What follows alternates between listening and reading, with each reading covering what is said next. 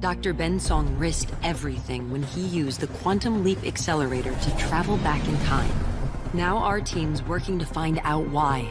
As he leaps between bodies with no memory of who he is, he still has one hope. That his next leap takes him back to the place... Welcome back, everyone. This is Dave from Corman Productions with my co-host Stacie, here to do a recap of Season 1 of the new Quantum Leap Revival. Before going any further, I'll tell you a couple of things. One, this is not a spoiler-free podcast, so if you haven't watched any of the episodes, I highly recommend you check them out, and then come back and give us a listen. Yeah, I just copy and pasted that, so I basically didn't, update it to, what we're actually doing today. So it was the old way. So yeah, watch the entire first season before Yes. listening to this. The spoilers will probably be a little lighter than usual, but still. Secondly, if you're listening to one of the platforms that the podcast is now available on, please follow and feel free to check out my YouTube channel on Corman Productions, where additional content can be discovered, both Quantum Leap related and otherwise. If you're already on my YouTube channel, please like, share, and comment, and please just subscribe to my channel. Couple of shout outs this week. One to Tom Quinn, who recently became a new viewer to the channel, and he actually bought me a coffee. Yay! Thank you. I believe it was him. I'm pretty sure it was, because he asked for the link, and an hour later I noticed the coffee, so I'm pretty sure it was him. But it was posted anonymously? No, it was posted with a different username, and I forgot the username, but Okay. If I'm wrong, I'm sorry, and I'll find out who actually did it, but I'm pretty sure I'm right on this. He also pointed out in a comment that Addison's double, the 2018 version and the 2023 version, in that scene, there was actually a body double involved in the filming of that scene. He heard an interview with Caitlin Bassett about how they went about making that scene. So that's very interesting. It was completely seamless and completely well done. Yeah, usually that's what I was saying when we were recording that episode. Usually, when you have that type of scene, you can really tell where the double is, because we just get these back of the head shots and we have lots and lots of camera cuts, and it didn't feel like that in this. No. It didn't. It felt like it was one scene. It didn't feel spliced together at all. So they did a great job. And Kelly M, meanwhile, had a very long response to our podcast last week with a number of good points. She had a different take on why 2023 Addison was so adamant about not changing anything, down to making sure that Ben ordered egg rolls and not whatever else the 2018 version was trying to order. She basically said that Addison cherishes her memories and doesn't want them to change. And it's more, it's like, yeah, sure, there was the whole thing about, destroying the universe and not wanting to make the timeline change to the point where they weren't together. But it's also, in her mind, about Addison just not wanting those memories to change because she cherishes them. And that actually makes a lot of sense. I like that thought. Even as much as I can imagine, if you're facing where in a couple hours when this leap's over, your old memories are going to be affected, regardless of what the situation is in front of you, that's got to feel uncomfortable. I mean, I would imagine that would be concerning and alarming, to be sure. She mentions that Ben and Addison discussed their first date in Salvation or Bust, which I think I recall that now that she mentions it. She said that the 2018 version of Ian could have been playing the remastered version of Dark Souls, which came out that same year. She checked me in saying that during the repeat of the episode SOS, when he leaped into those events, that when Ben told the guards to restrain Martinez, they actually attempted to do so, but that Martinez overpowered them. Now, I'm going to chalk that up to the same problem I had with What a Disaster when she knows something that I didn't. Yeah. In that, it's fast. It's really moving really fast. I knew that's what happened, but we were already at the point in the conversation where I've corrected you 3 times in a minute, so I just let it go.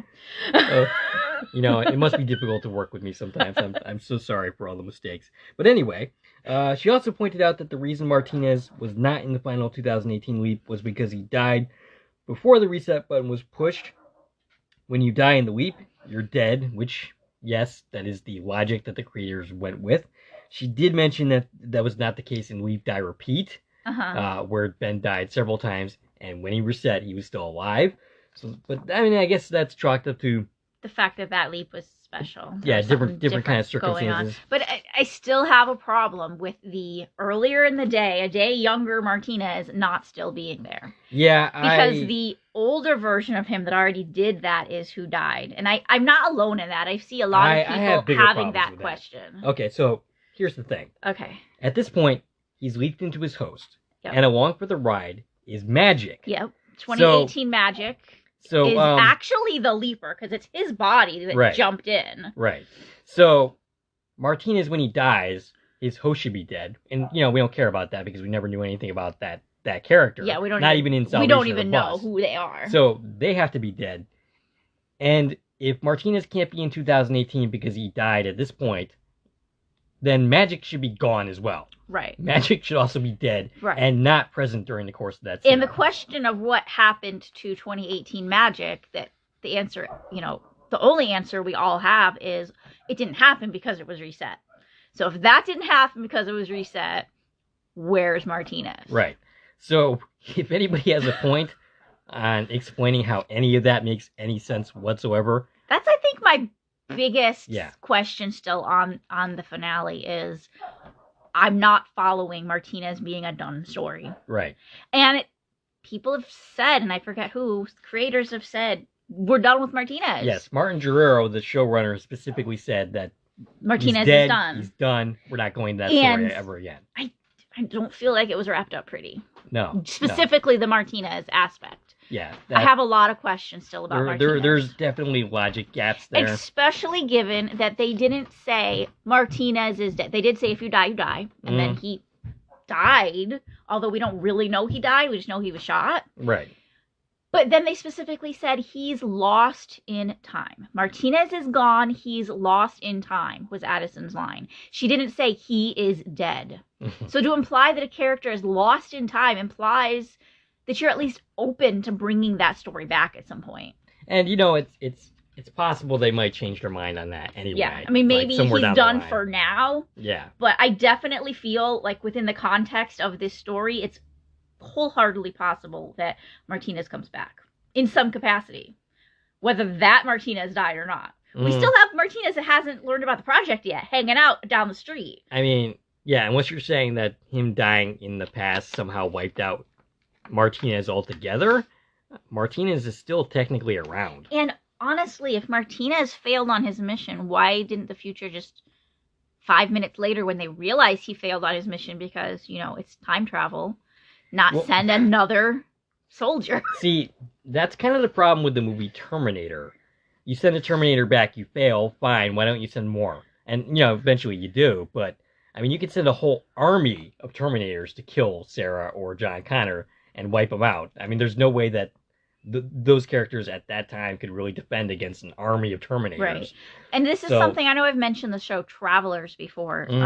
Just it pulls up one moment from that where, they send a traveler from the future to complete a mission. And that traveler, in their time has spent months or years preparing for this mission, even though in the current time, which we're watching, which is their past, something just came up. They come back. They fail. 2 seconds later, another traveler comes to complete the same mission. Right. Who also, spent months prepping for it because they're coming from the future. Yeah, so there's some definite holes and problems. I mean, there's holes and problems in any time travel story. Yeah. But that's something that just I try to wrap my mind around it and try to get a feel for their logic, and I just can't quite get there. Yeah. I can't quite get to the point where I buy that this is the end for Martinez. Yeah. But anyway, Kelly said it's been fun talking to us throughout the season, that she feels like she's a part of the conversation. And right back at you, Kelly. We definitely want you to feel like a part of the conversation. I appreciate everybody who watches, our content and comments, or, even if they just watch and don't comment. If you haven't commented before, and you have something interesting to say, I will definitely, give an airing to whatever. Even if it's not that interesting, say it anyways. Yeah. We'll definitely give you a shout out. And yeah, especially if it's contrary to something that you and I think, because I like different perspectives from our own. So it's been fun talking to you as well, Kelly, and I hope you will continue to be a part of things going forward. And I know you said that in the comment that you did not watch too many episodes of the original series, so you can't participate in trivia. Well, Kelly, you have a chance to do so now. And while you're at it, you can watch my other videos about the original series as you go along. Yes. Dave has recorded the first, 3 seasons? The first 2 seasons, I'm into season 3. We're in season 3. And we're going to be talking Yeah, so I'm going to be co-hosting with Dave some of the original series episodes. We just did one together so far. Yeah, that was see if you can say it. The Great Spontini? Yay! Okay, I said it right. All right.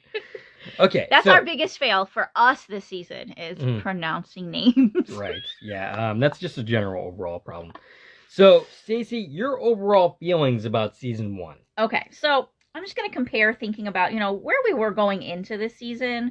We recorded episode 0, which was us just talking about what we knew ahead of the show launching, what we hoped for it. And now we are here. We watched a whole season of the show.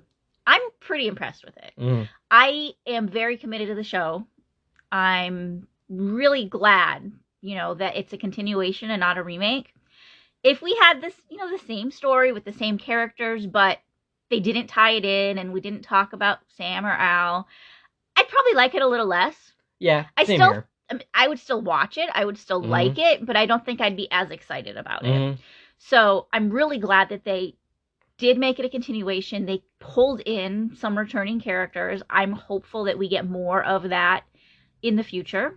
I don't need it to entirely be webbed in with Sam's leaps, but I'd love to, see more of that just kind of sprinkled throughout the series. But I feel like I've got to a point where I really love all of these characters. Oh, absolutely.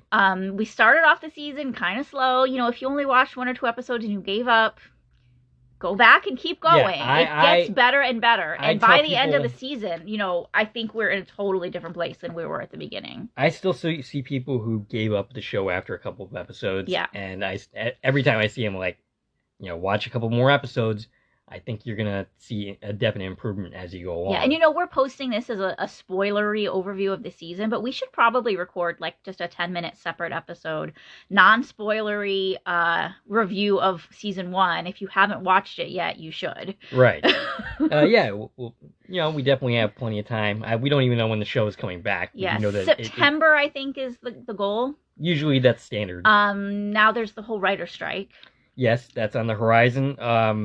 My understanding is if they don't reach a deal by sometime in May, I think it's May 15th or something like that, that the writers will strike. I would strongly suggest to the higher-ups that they try to reach some kind of equitable agreement with the writers. Yeah, but I think that with this production, they're in a really good place. They got ahead of this. We got an early season 2 renewal.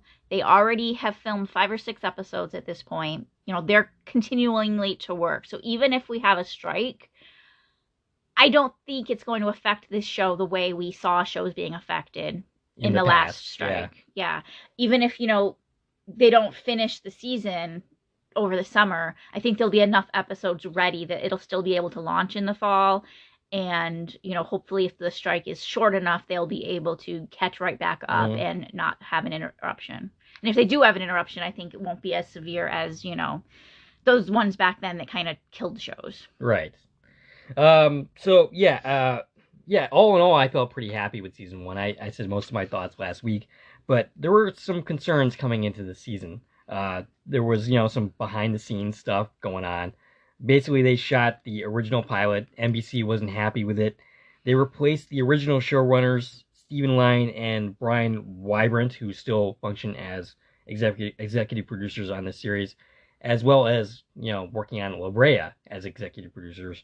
They replaced them after 3 episodes with Martin Guerrero. Generally, when you hear that kind of thing early in a show's run, that's concerning. Yeah.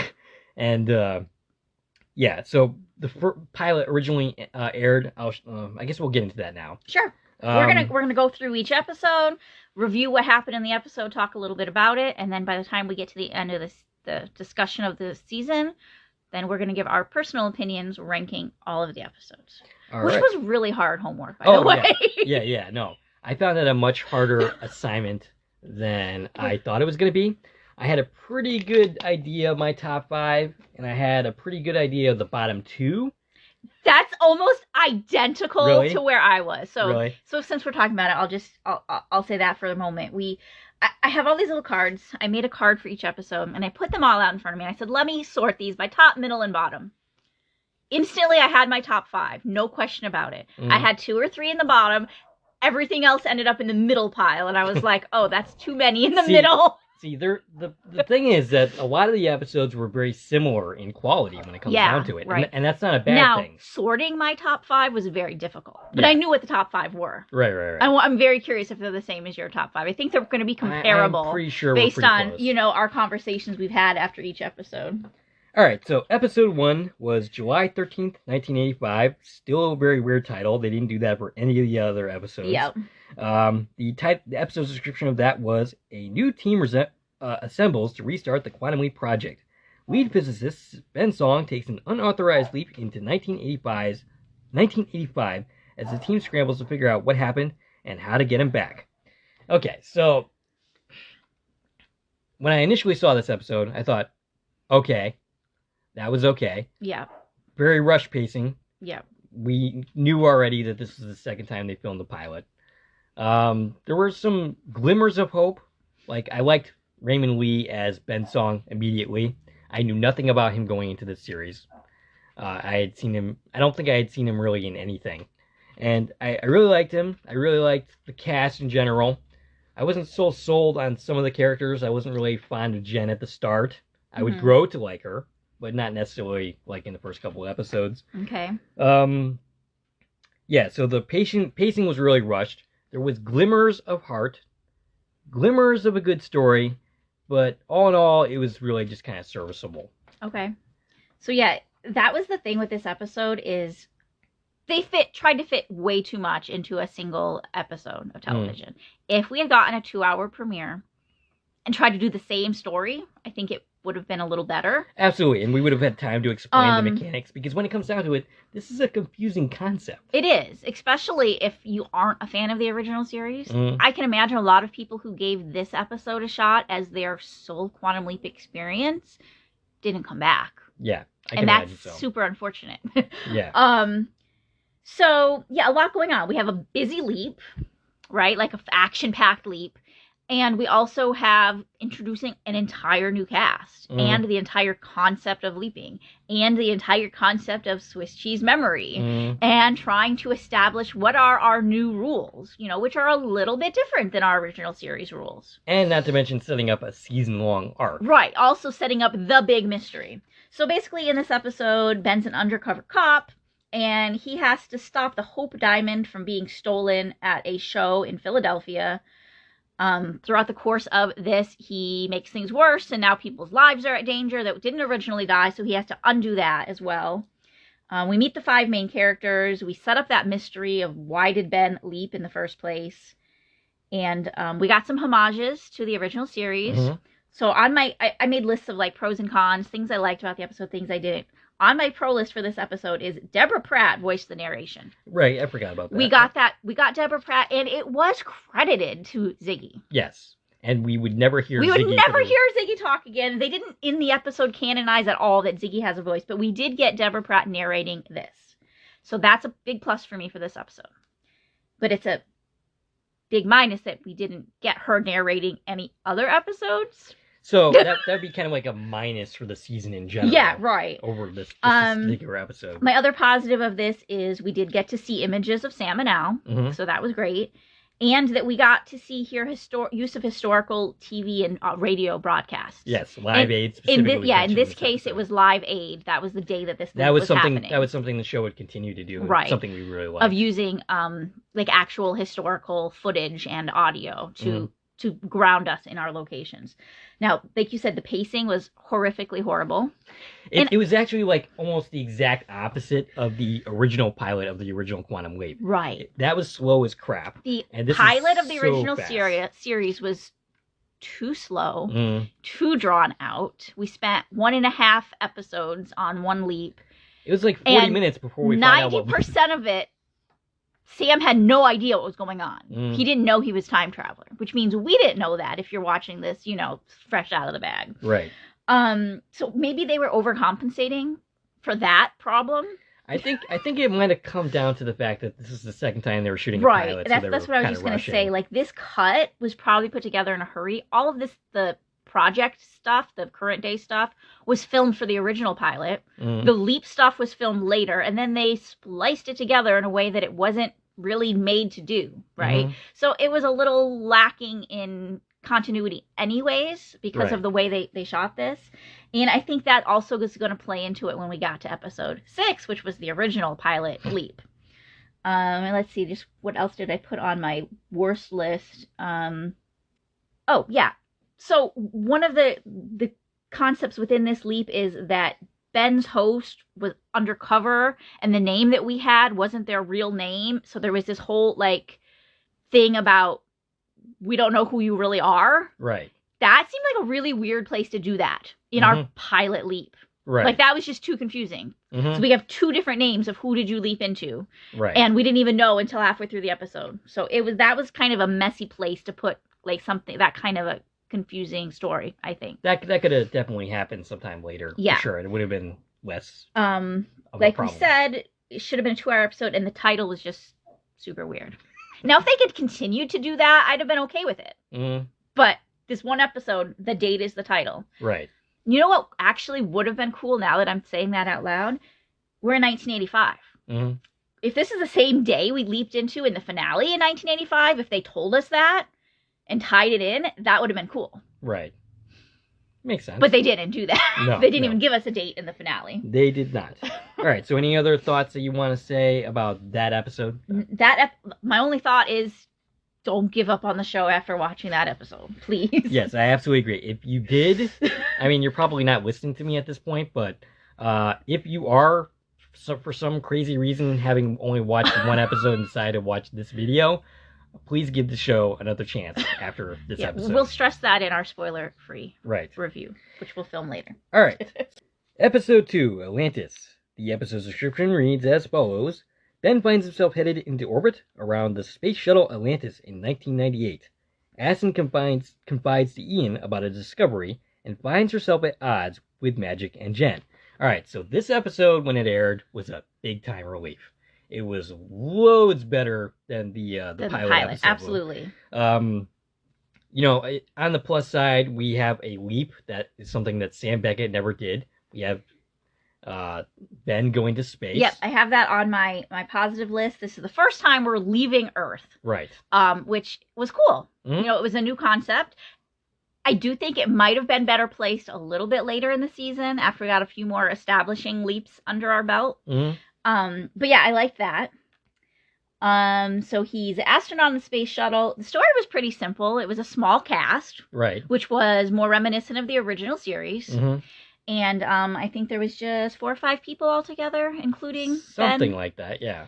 And one of the astronauts was a legacy character, Samantha Stratton. Which is another thing that they did not do. They didn't mention it in the show. Yeah. It was entirely an Easter egg. Now, one thing is this did kind of set me up for disappointment because I was expecting there to be some meaning behind this and some pattern that I was looking for in the next few episodes. And we didn't get any more, like, non-mentioned specific things like this.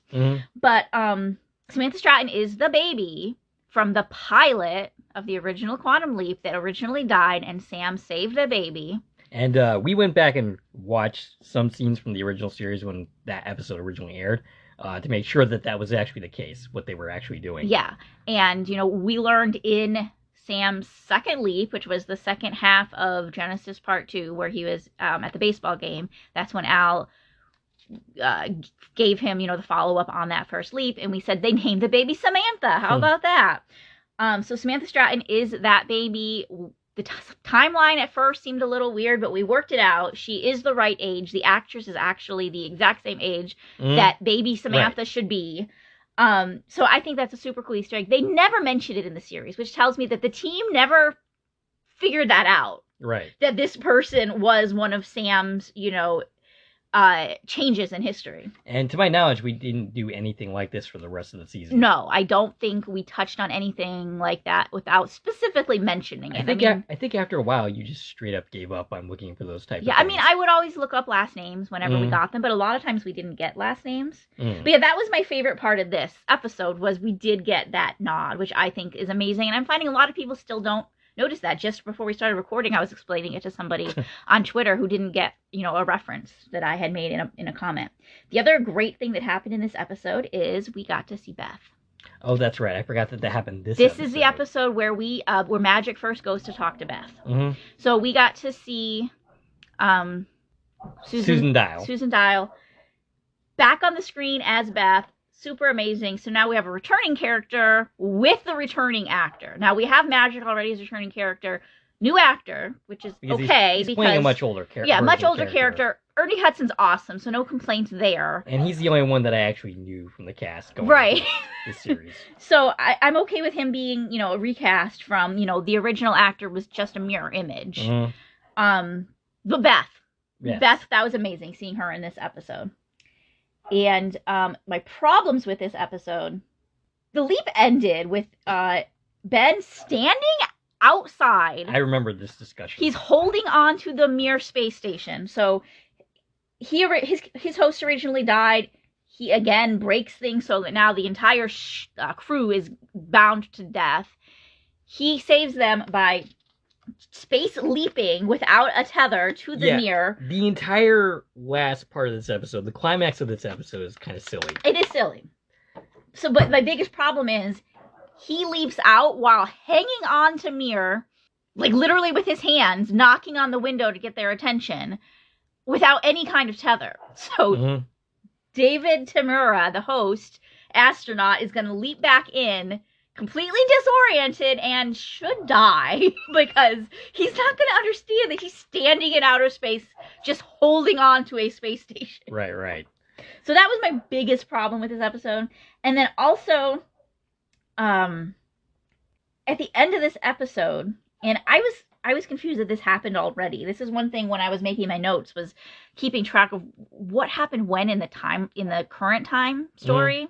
I didn't realize this happened already, but it was at the end of this episode that Jen and Magic went to Janice's house, because at the end of the first episode, they realized Janice was the one that helped Ben or whatever. Janice being Al Calvici's daughter. We identified that Janice is Al Calvici's daughter, and they go to Janice's house, and they go to the basement, and they end up stealing this I forgot. Hard drive? Yeah, hard drive. Okay. And the basement blew up. Mm-hmm. At this point, I was speculating Jen was involved and knew this was going to happen. That turned out not to be the case. Now, on hindsight, Janice could have killed Magic and Jen. Yeah. By blowing up her basement. Well, that was the problem I had with early in the season, is that they were making Janice out to be a villain. Right. And I was concerned that they were doing, like, if you're going to eventually end up redeeming this character, you have to be careful how villainous you make this character. Specifically, where we end up, I have a problem with how extreme this was, that Janice blew up the basement of her own house with them in it and all of her work in it. Mm. It seems super excessive compared to where we end up, knowing that her and Magic are close. Right. Yeah, this doesn't really track with like later events in the episode, and it might, in the series, this season, it might be down to the fact that we switched showrunners after this episode. Right. So they could have entirely changed where they were going with the story. Yeah. Mm-hmm.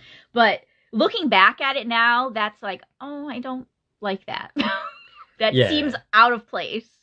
There's two themes that happen in this episode that are interesting. There's the trust theme of, the project not really trusting Ben, Addison not really trusting Ben, and then realizing, hey, this is the same person I married. Of course I can trust him. Or am engaged to. They're not married. Right. But yeah, this is the episode where, we found at the end of the pilot that Addison found this thumb drive with a message from Ben on. Oh, no, I'm sorry. The message was on her phone. She found the thumb drive. Didn't know what was on it. So this episode she was trying to get the information from the thumb drive without telling Magic.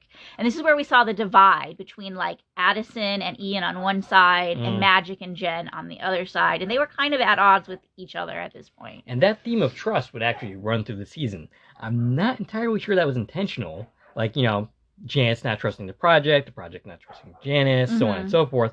And if that was like intentional, that theme of, if you guys had just trusted each other, things might have been different. If that were intentional, that's pretty smart on the writer's part. I don't know that it totally was, but that was at least what I picked up on. Yeah. Okay, let's move on. Episode 3. Our pace is a little slower than I thought we'd be. That's okay though. Yeah, it doesn't matter if this is a 3-hour podcast. This is our big shebang. Anyway, episode 3, somebody up there likes Ben. Ben leaps into a boxer in Las Vegas in 1977 and discovers that he has to fight in a title match and save the boxer's older brother from suicide. Things I liked about this episode: it addressed PTSD, which is a mental health condition. I'm a mental health awareness advocate, so I appreciated that aspect of the episode. Raymond Lee has some excellent scenes with his brother. So one of the problems I have with some of the episodes in this season is, we have when we're talking about storytelling, we have A happens, B happens, C happens. Sometimes they skip B, and they do that in this episode. Like, all of a sudden, Ben and his brother lead to jail, and Ben's girlfriend, I guess, who was dating somebody else, his rival was boxer, dating the opponent. Yeah. Now all of a sudden she's like over on his side. Absolutely, I didn't write that down, but now that you say that, I remember that was an issue. It felt like there was a scene missing. We totally skipped like this whole issue. Yeah. And like just suddenly she's there. Suddenly she's there. She's with him openly. She's not with the other guy. She's best friends with the other girl. Right.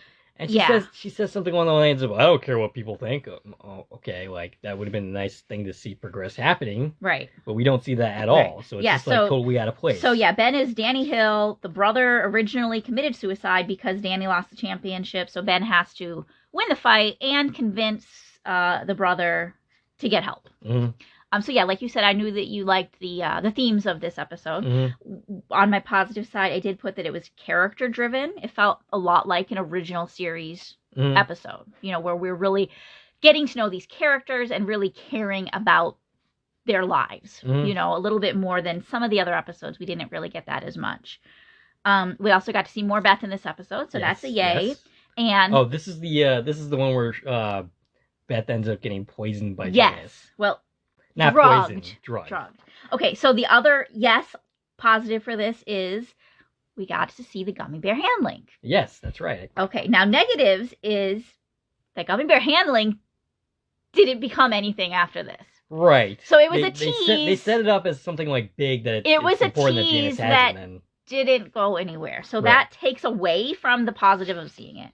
Also negative on this, it's a sports story. I just don't like sports stories. So that's nothing about fair. The episode, but these are, our personal feelings, and it's not my favorite kind of story. Mm-hmm. They still portrayed Janice as a villain. Like you said, she not only drugged her mother to steal the equipment, but she literally let her fall to the floor. That's my biggest problem with it. And, we had spent some time speculating as to how old this character is supposed to be at this point, and we thought that she was at least in her 70s or 80s. Susan Dial doesn't look anywhere near that age, and she's not. She's more like in her 60s at this point. But the character should be like in her 70s and 80s, and you're letting your 70 to 80-year-old mother fall to the floor, which she could possibly break something. So that was kind of, and they later tried to like play this off with Beth saying, well, family relations are complicated in a later episode. But it doesn't quite justify this, and it does make her seem more villainous than she ended up being. Exactly. And that's the fact that they're really portraying her as a villain, it just seems weird knowing where we're going. I mean, I know there needed to be some ambiguity, so we didn't know if we could trust her or not, but they went a little too extreme. Yeah. The other thing that happened in this episode is we confirmed that Ben has left outside of his lifetime. Mm-hmm. Which is a change from the original series. I'm okay that they changed that because this show would have been boring if we stayed from the 80s forward, right? Right. But the way they explained it was that when Ben put the new programming in, the safety was turned off, and now he can leap outside of his lifetime. Right, which doesn't track with what we were They're told. They're implying that you always could travel travel outside of your own lifetime, but they have that turned off as a safety.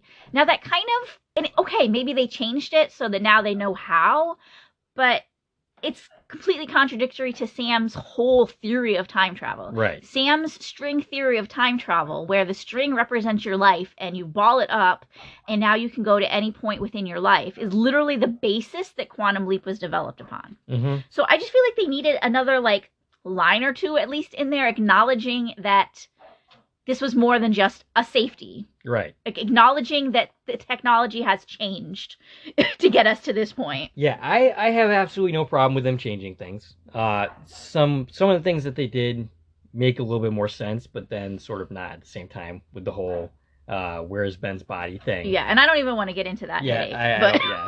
We've talked about that enough, especially in the season finale. But yeah, I mean, as long as you explain it like fully, right. And, you know, I need acknowledgement. If you're going to change something and make it make sense within what's already canon in this universe, because we've established it's the same universe. Right. So if you're going to change things, just give us a reason you're changing it, like within the story. Right. One other thing in this episode is this is the episode where Addison passed out from exhaustion because she's been with Ben 24/7, hasn't slept. Knowing what we know going forward throughout this season, if anybody can go in the imaging chamber, why did nobody step in and help Addison? That was one of Kelly M's points that she mentioned in the podcast after one of the more recent episodes where we started seeing people go into the imaging chamber like, hey, like, why didn't we see it here? Yeah, and I get that, you know, we introduced that concept later, but this would have been a great time to try it out because Addison literally passed out and was on medical leave and Ben was left alone. Right. So just send somebody else in and help him. Right. I mean, if you can do it, then why not do it? Right. They didn't seem to think that this was a new concept. So I'm going to take that as, you know, a negative for this episode, given the context of the overall season. Now we know they could do that. They should have done that. Mm-hmm. All right. So episode 4, A Decent Proposal. Ben leaps to 1980s Los Angeles into the body of Eva Sandoval, a no-nonsense bounty hunter in the midst of securing an elusive target. Ben remembers more about his own life. There are a couple of positives about this episode.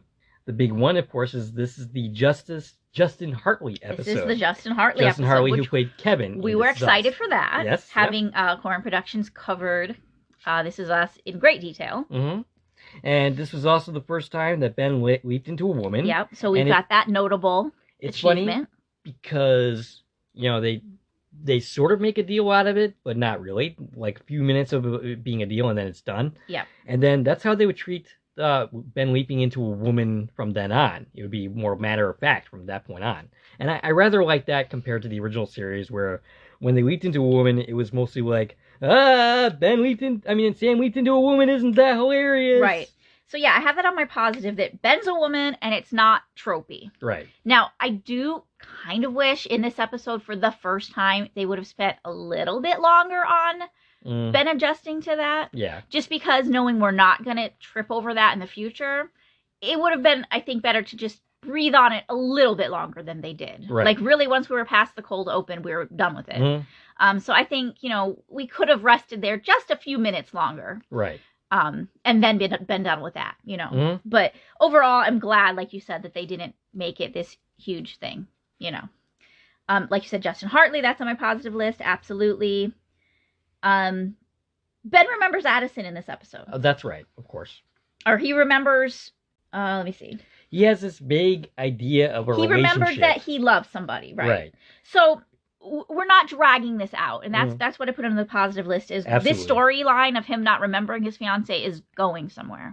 And this episode is where we really kind of hit that. And so it was at the end of this episode that he remembered her. Yes. He saw her in his vision, that he'd been having that vision throughout the last episode, and in this episode he realized she's the one. And I was glad that they got that done and out of the way, and we didn't have to deal with that all season, because that would have gotten very tiring. Yes. And also, again, we use historical TV footage in this episode. This being the Charles and Diana wedding. They actually didn't give us the date in this episode, but we know the date because of that reference, which puts it on July 29th, 1981 was the day of the royal wedding. So I like that. Again, we've got that original footage. On my bad side of my card, I have, this is the second time in 4 episodes that we have a character with a fake identity. Oh, yeah, and Ziggy has a huge and whip Ziggy job doesn't in this know. episode. So basically in this episode, Ben is Ava. She is a bounty hunter. Justin Hartley is her partner, Jake. And they're after this woman who I didn't even write her name down. But it was Justin Hartley's girlfriend. Or wife, I think. Yeah, wife. What? It was Justin Hartley's wife that played that character. Oh, yes, the actress. Yeah. I was lost in the story for a second. I was like, what are you talking about? Right. His real-life wife played this person they were looking for, and the plot twist was she wasn't this woman who disappeared. The reason Ziggy thought she disappeared is because that was a fake name, and she's really this cartel boss, and she was never in danger, and they got to catch her, basically. And I had a problem with this being the second time in 4 episodes, which isn't a lot of episodes, that we have this whole you're using a fake name and Ziggy doesn't know it. Right. It seemed like we just did that. Right. So I didn't like that.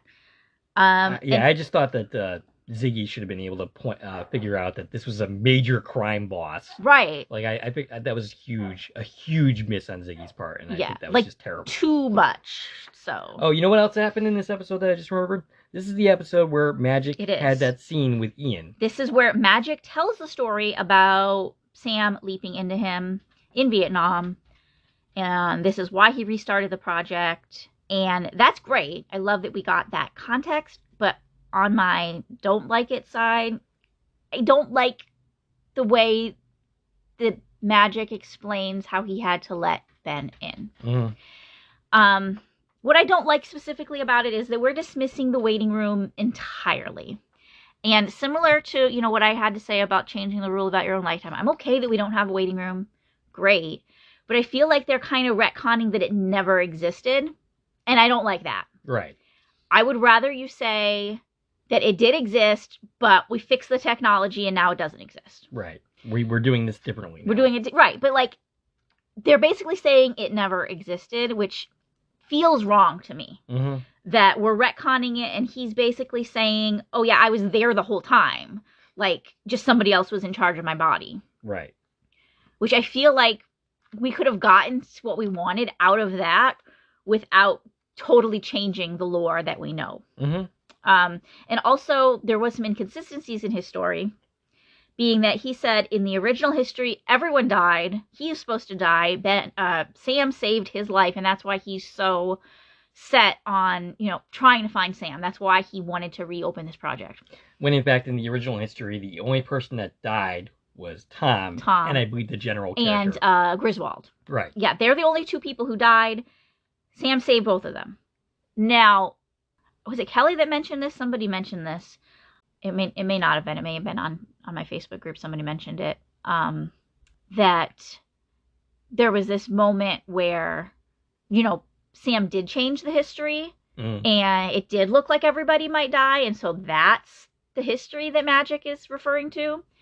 But that wouldn't have been recorded in the project files as the original history. Right. All those transitional histories that are in flux that never came into fruition, that were always at such and such a %, those wouldn't have been recorded as here's what happened. Mm-hmm.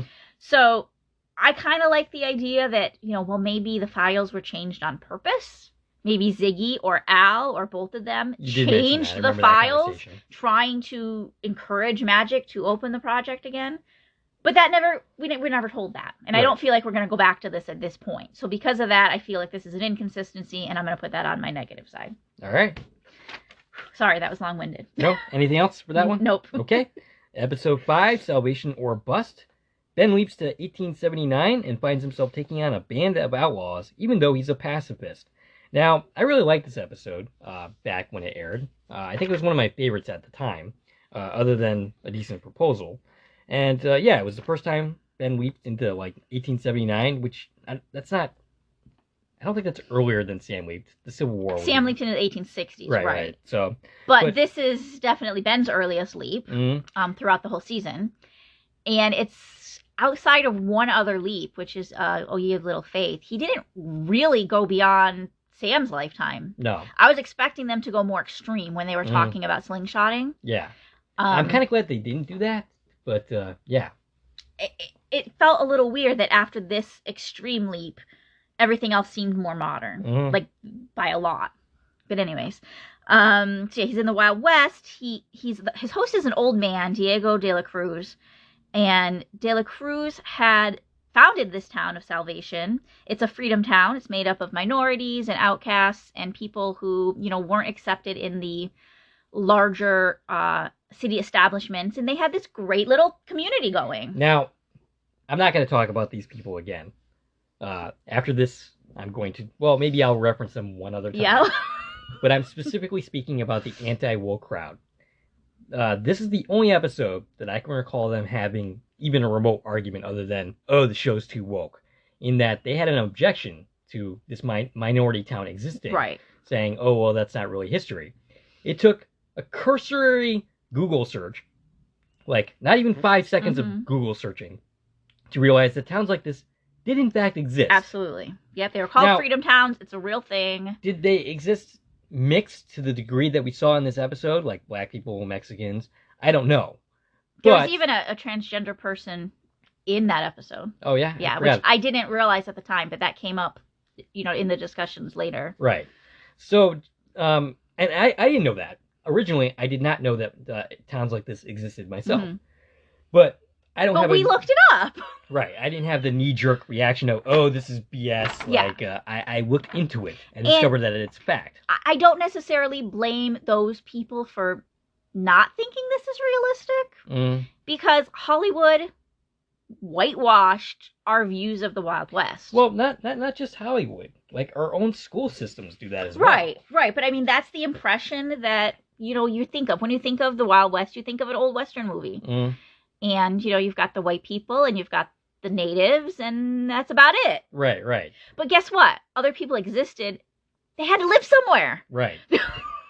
Yeah, they weren't all just slaves. Like, we did have towns like these towns existed. Yeah. So this is the only time that the people, the anti-woke crowd, actually had an argument, even though it's nonsense, and I don't agree with it, and it's, not factual. Yeah. This is the one time that they actually had something to say. A conversation to be had. Right. Yeah. So this town of Salvation is in danger. The railroad is going to build right through it. Some outlaws come. They challenge Ben to a gunfight. We look like we're going in the direction of where this exact same story's always happened, where he's going to have to fight. But then Ben comes up with a creative solution, uses the town folks to come together and, as a pacifist, find a peaceful way to basically win the battle against these bad guys. Yeah, and I actually liked that aspect of the episode. Also, it tied into Magic's story in this episode. This is the one where the senator shows up. Congresswoman Kavita Adani was there the whole time. All the project scenes was her questioning everybody at the project because she's realized that Ben has left. They're hiding it from the government. Nobody outside of their bubble knows this. This woman figured it out. Their interviews helped her confirm it. And Magic's dilemma ends up being, maybe I can use blackmail too. But he doesn't end up doing that. He ends up offering to help maybe save her brother who died in some kind of car her brother died in a car accident. And the reason that she says she's going to be quiet and just let them do what they're doing is because Magic promises her that they'll send Ben or somebody, they will go and save her brother's life. And she's like, cool. The negative thing is, this did not come up at any point for the rest of the season. That's on my bad side is this needs to come back. If it comes back, fine.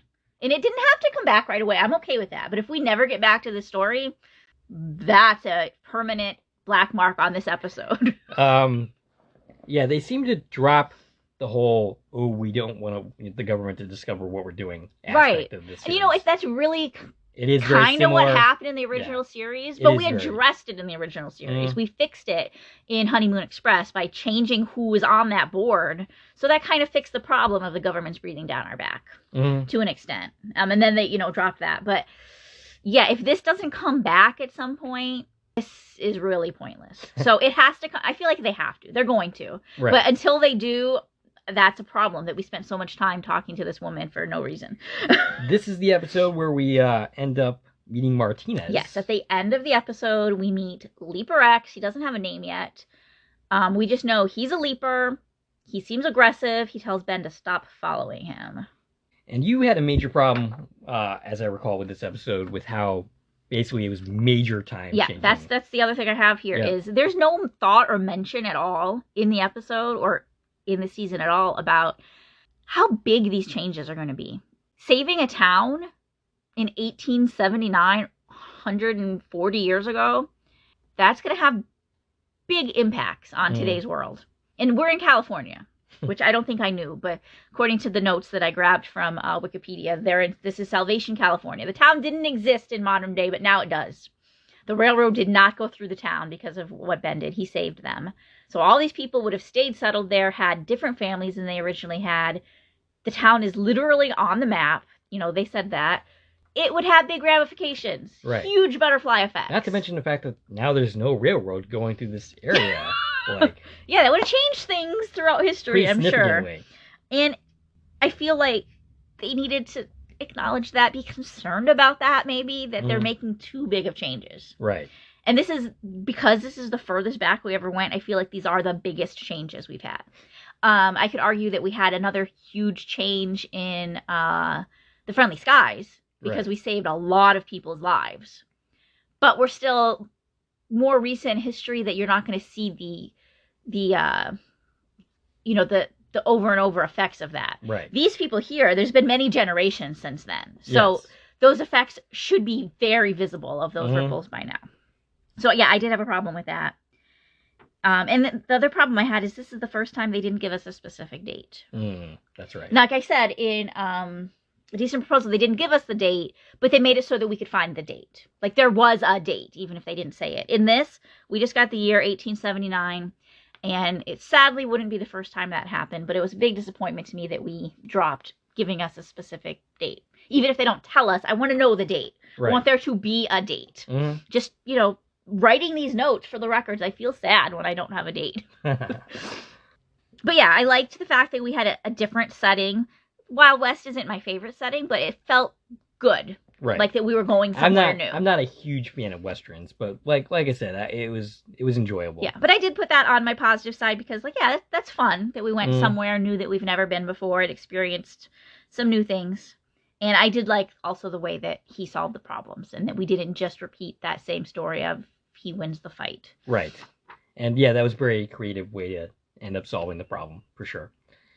Any other thoughts on that episode? Nope. Moving on. Episode 6, What a Disaster. Ben and Addison find themselves in San Francisco during the historic 1989 earthquake. As the city continues to crumble with aftershocks, Ben must try to mend a family in chaos. Jen and Ian search for clues to an unsettling mystery. Okay, this was the original pilot episode. We definitely noticed the scenes when we watch it from that perspective. There's a lot of weird things about the episode. Pacing is probably just as bad as the original episode that ended up being the pilot. We had that moment where Addison ends up getting a old hand link. Right. Initially, I thought, well, why are they doing this? And then it occurred to me why. So when they filmed the original pilot, which the leap scenes from this episode were part of the original pilot, and then the project scenes are new stuff that fit in with our current context. Basically dealing with the aftermath of meeting Martinez. Right. This is when they identify who Martinez is and they go pay him a visit. So yeah, the hand link. And I like the way they explained it, right? So I actually have that on my positives because I like the alt hand link. I hate the round one. We got a square one. I wish they'd use it more. But yeah, I like that they explained it by saying, oh, here, you use this backup hand link, because when they filmed that footage, she wasn't using a round hand link. Right. She was using the original hand link that she was handed in this episode. So yeah, he's got to save his son. He goes through this quest across the city, and he saves a bunch of people's lives along the way. He's kind of a big hero. And ends up saving the kid, goes to the hospital, and then he remembers throughout this, he's having these flashbacks to his own childhood. He remembers his mother, and he remembers her dying. And at the end of the episode, he calls his mom on the phone, who is currently in New York, which this, by the way, helps us age Ben, because it's 1989, and we know he moved to New York when he was 10 years old from, is he Korean? Yeah, he's Korean. Yep. I didn't want to mess that up. No. So he had to have been at least 10 in 1989, which kind of, I don't know, does that contradict where we were So that puts him born in 79, and in... Sorry, I'm jumping a little bit. Somebody up there likes Ben was 77. Okay, so he was born after October 77, and presumably before October of 79. Because he had to have been 10 years old for his mother to be in New York. Gotcha. I mean, so he was I think born that in tracks. 78 or 79. Yeah. Okay. So that was some establishing information for someone who like looks at things like that, like me. And I loved that because it was a callback to the original pilot where Sam called his dad. Right. Remembered his dad was Absolutely. still alive and he called his dad. Now, I would have liked for this to have happened in a pilot. Yes. Which it was supposed to, because this was supposed This to be was the pilot. This was the original storyline that they had in the first episode of the Right. series. But of course, we're airing episode 6 and not episode 6. So I love that they 1. put that in their pilot script, and I kind of hate that it got moved to episode 6. Mm-hmm. Now, both of these episodes turned out really horrible as far as the pacing goes because of the way Right. they mushed and mashed the scenes, not how they had intended them when they, were filming. Mm-hmm. And I really wonder, like, what that original pilot would have looked like. Yeah, I want to see that cut that NBC was curious. shown. I was trying to look at it to see what episode I thought was better, but it's really hard to do without actually watching it as a pilot episode. Right. Without the original cut. To see all of the original, like all of the pilot scenes from the project, and then the leap scenes from this, and then some of them, were re-recorded, like some of the conversations and such. So... Well, I don't know. I feel like they really broke it by telling them, so, yeah, but we're going to do the show, but don't make that your first episode. Right. I mean, that original cut, by the way, I'm pretty sure it exists. It does exist, right? Because somebody had to have NBC seen it in order to say, let's not do that. Right. Another good thing about this episode is we had a guest appearance by Jewel State. Mm-hmm. Love her. She was in Firefly Serenity series, as well as she was in Stargate Atlantis. That was one of the moments that was very obvious that they brought her back. We see her, and then the next time we see her, she looks completely and totally different. Her appearance had changed. You can tell which scenes were reshoots. Yeah, it's definitely pretty dramatic, and it's you can definitely see the seams there if you're looking for them. Right. Yeah. All in all, I thought this was kind of a meh episode. Yeah. So writing these notes, I put on my my negative side. These characters were kind of forgettable. To be honest, when I'm writing down, here's the host's name. His name's John Harvey. That name meant nothing to me. I had no idea who he was in this episode. Right. I feel like, it's an adventure, disaster story. I don't feel like we had any real connection to these characters at all. Mm-hmm. It was, like I said, completely forgettable. Right. Once you get to the end of the season. I don't care about them. Right. Which you should. Mm-hmm. So that was, my problem with this is it was just kind of a mess the way it was put together, and we didn't have the time to care about anybody. Yeah, absolutely. Any other thoughts on that one? Nope. Okay, moving on. Episode 7, O Ye of Little Faith. Ben leaps into a priest who has been called to assist a family in crisis on Halloween night. As he delves into mysterious and inexplicable events, he's forced to muster all his resources as a scientist before time runs out. Now, this episode was probably, for the longest time, was my favorite episode of the season. Mm-hmm. Yep, this is way up there for me, too. Yeah. Basically, I like how, we brought up the rules of how to do an exorcist, like the steps, and then that actually factors into the conclusion of the episode. It's really nicely written. It's beautifully acted by Raymond Lee. And there was that scene where Ben interacts with his mirror image that I remember you saying was really beautifully done. There's a lot of great things about this episode. Mm-hmm. This is the first time that Ben really doesn't have any help from the project whatsoever. And right. So he has to use what resources he has at his disposal. Right. We really got to see Ben stand on his own. Mm-hmm. So and it was really well done. He's a priest. It's Halloween, which seems a little cliche that he's doing an exorcism Halloween, but I'll give him that because it's the Halloween episode. It literally aired on Halloween. Right. Which I have that on my best, like, to get a holiday episode on the actual holiday, not just any time that week, that was a plus. It's an 18-year-old girl, Daisy, that he's there to perform an exorcism on. Her great aunt dies. She gets blamed for it. We play a game of Clue, right? This is a murder mystery, which I like that. I love that we got to do that. We haven't done one yet. And so that was fun.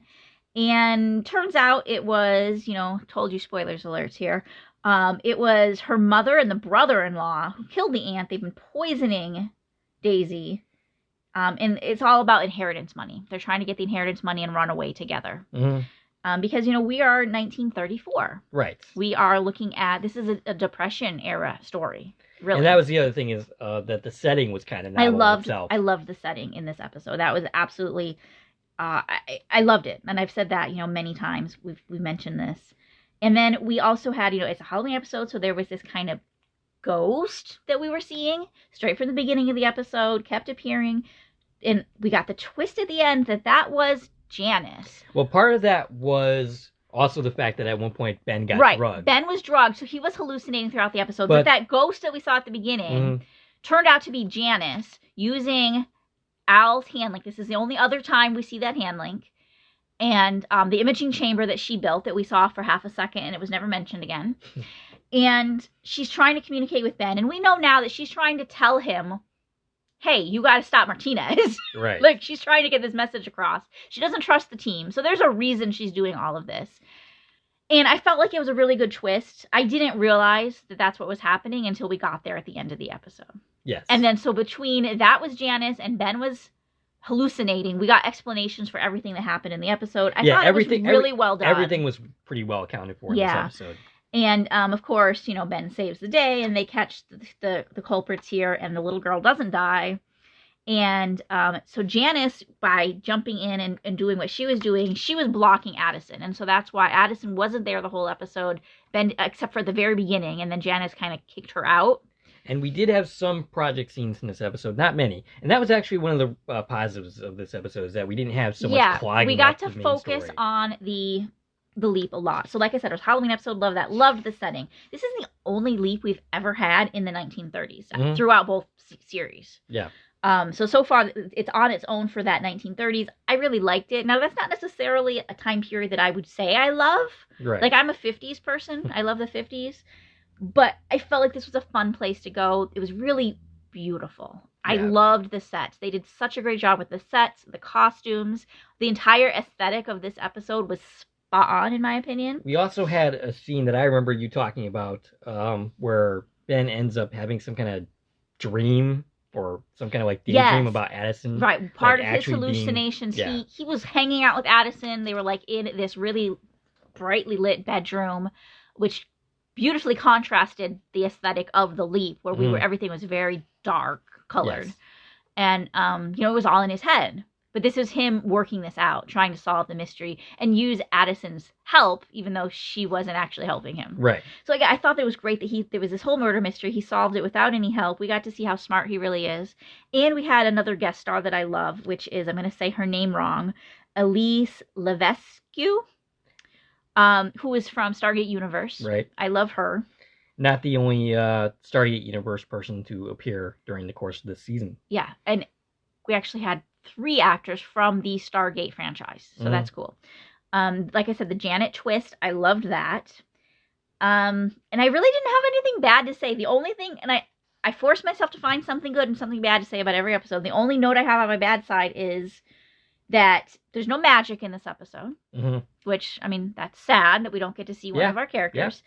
Yeah. And Martinez was credited in this episode. Oh, that's right. I remember that. Walter Perez was credited as Martinez. He did not appear. He did not appear in any form, which isn't really something about the episode, but that's all I had to say negative about it. Commenting about that and saying that that's the kind of thing you do when somebody becomes a regular. Right. So it makes sense that Magic's still credited because he's a regular cast member. So we were confused about what's going on with Walter Perez. But that ended up not being the case. He didn't end up turning into a regular. In fact, this is the only time that he's credited without actually appearing. Oh, and you know what? I'm going to back up for just half a second to What a Disaster. I forgot to note, one of the problems I have with that, on hindsight, is we spent all this time learning Martinez's backstory. They went to visit him and met his mother. If we're done with that character, all of that was very unnecessary Mhm. and a super waste of airtime, and it's going to make rewatch feel pointless Yeah. with all of those scenes. Mhm. So if we don't go back to Martinez ever, why the heck do we spend so long meeting him in different time periods, getting to know his life, hearing his whole backstory if he's literally just some random soldier that the future sent? Yeah. I don't want to be done with Martinez. I don't really want him to be dead. Yeah. It kind of feels like the creators don't really particularly like that storyline and just want to drop it, and I just don't think you I can. kind of want him to come and work for the team. Right. Like, I like him. I feel like he has good chemistry with Raymond Lee. Anyways, just since I forgot to mention that about Martinez. But yeah, Lee, Ye of Little Faith, I don't really have negatives. I loved it. Yeah, I'm right there with you. I can't really think of a negative thing to say about this episode. When I was watching it, and I initially thought, okay, well, this isn't accounted for because this hallucination happened before he was drugged.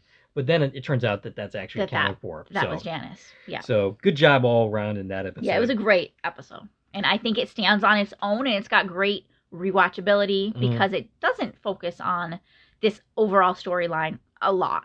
There's some mentions, but overall it's its own thing.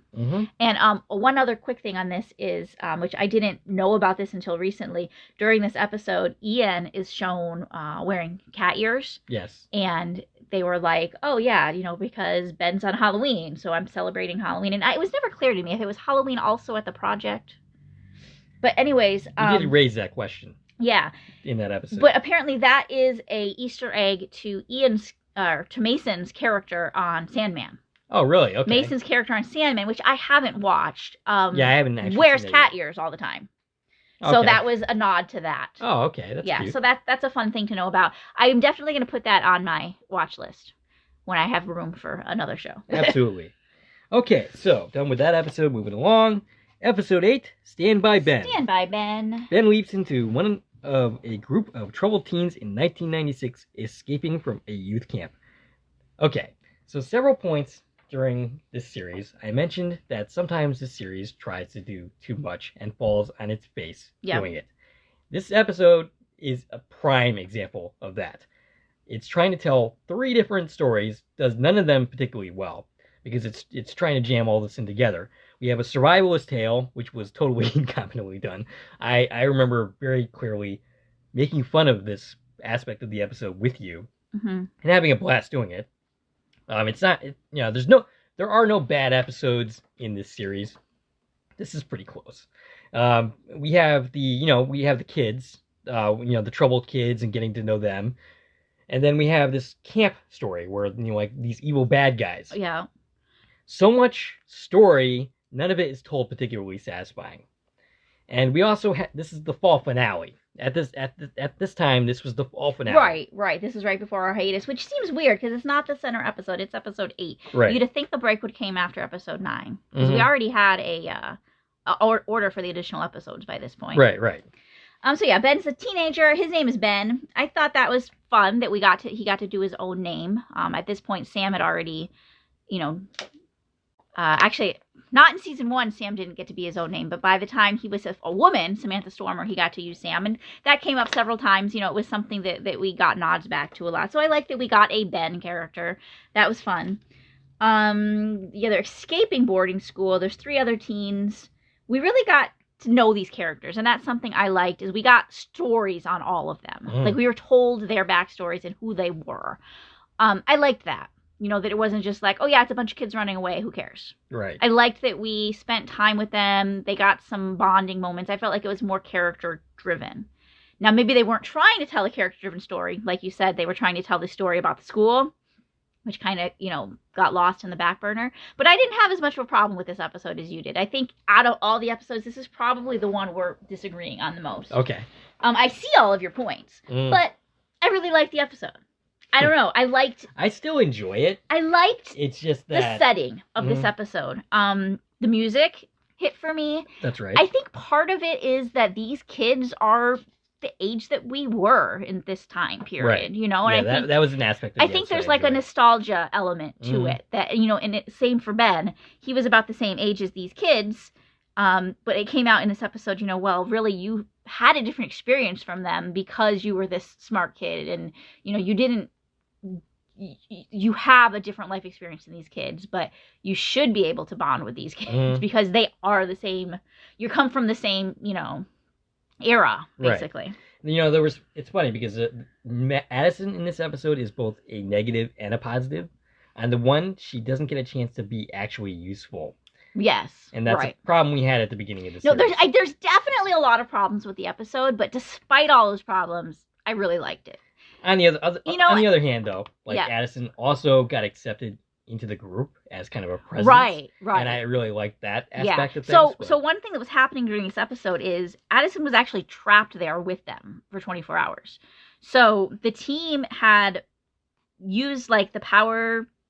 They knew where the power was drawing from in order to locate where Janice was. So they knew where her lair was that she used the imaging chamber. In order to get away from them, Janice locked down Quantum Leap, and everyone was trapped in the rooms that they were in. So Magic and Jen were stuck in the elevator this whole episode.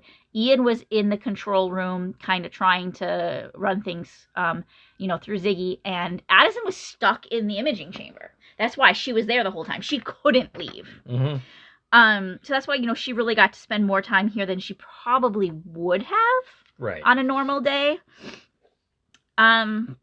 But yeah, the story itself was pretty clunky. I mean, they had to go 5 miles, they mentioned at one point, through the woods, and they got lost, and they were setting it up that it was this really... 5 minutes later, they're close to death. It was this really dangerous story, and they're supposed to die every minute. They faced wolves, and somebody broke their leg, and there was dehydration. Somebody's dealing with a drug addiction. Right. So there was, I get that the story itself was pretty clunky. And then all of a sudden, Ben finds the cabin that, they couldn't find it. Addison swears he just it's walks there. Around a tree. They find the cabin. The cabin's supposed to be off the grid, but it has a landline and running water. The landline is actually important, which if it's off the grid, it shouldn't have a landline. There should have been records of it. Right. And they couldn't find the records of it, but whatever. One of the girls, Leah, she ends up calling her uncle, who's a reporter, and then that's how they end up saving the day. So Leah... the bad guys come, and we find out that the history was wrong. They didn't all just die. These people basically came and made them disappear. Which, again, that's that story that was really on the back burner, when I guess maybe it shouldn't have been, if it was supposed to be a focus. But well, that's the thing with this episode. I feel like it should have picked a lane. Yeah. If you want to be about the kids, be about the kids. If you want to be about this evil school, be about that. They just tried to do too much. I get that, but... Yeah. I still liked it. So the girl, Leah, kind of sacrifices herself. Everybody hides, and, she says they're gone, so they take her. And then they treat her like a terrorist, The kids call Leah's uncle because she had called him, right, and left a message or whatever, so they were just able to, do a redial and call the uncle. And he's this reporter, and he comes and exposes the school. So they fix everything. And, it was a little too easy. So I do have a lot of negatives. I did put... they kept telling us they're in super danger. It never felt like they were.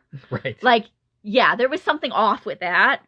I had a theory watching the episode that her uncle was going to turn out to be Roberto. Yes, I remember you And I was sad that it wasn't. I feel like that was a missed opportunity because he was a reporter in this time period, and this feels like exactly what he would do, is expose this evil thing. If you remember from the original series, Roberto exposed a chemical plant that was spilling chemicals and killed a bunch of sheep and pretended to be aliens. Something like that.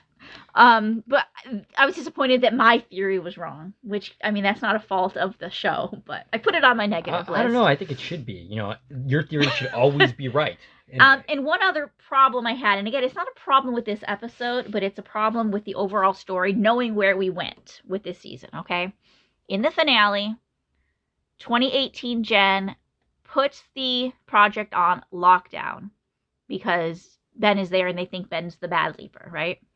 Well, in this episode, Janice puts the place on lockdown. Every room locks up. Yeah. People can't move. Right. So that feels like an inconsistency. Well, that why couldn't Jen, who's the head of security, have shut it down to the point where they could literally catch him because he can't move? And all they did was seal the outside of the facility. I was going to say maybe it's because they made some changes, but that wouldn't make sense because then you're making changes to make the security worse, which I don't see why you would do.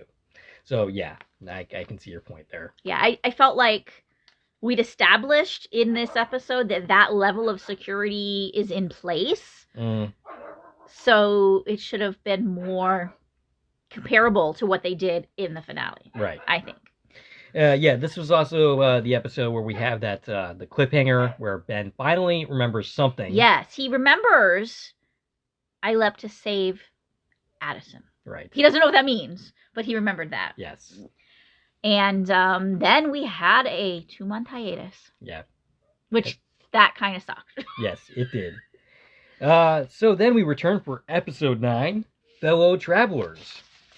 Ben lands in 1979 Chicago as a devoted security guard to talented pop singer Carly Farmer. During Carly's prep for a concert, it quickly becomes clear her life is in danger, and Ben must determine who is trying to kill her and why. I kind of see this as a middle-of-the-road kind of episode. Mm-hmm. It was okay. I did like the relationship between sisters. I thought that was really well done.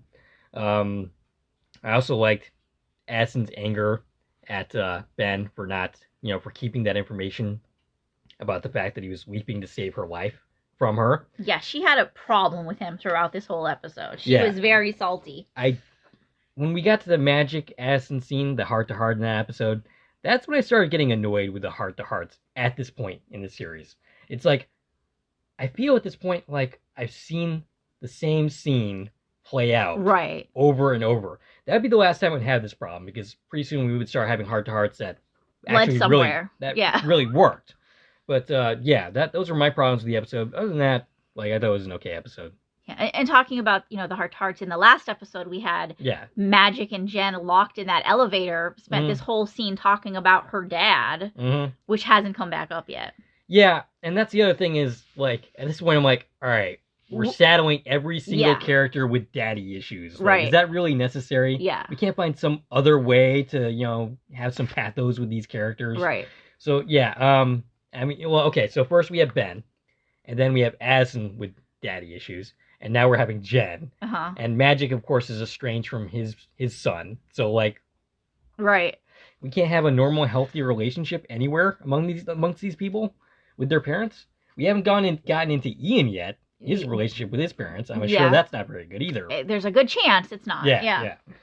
So what were your thoughts?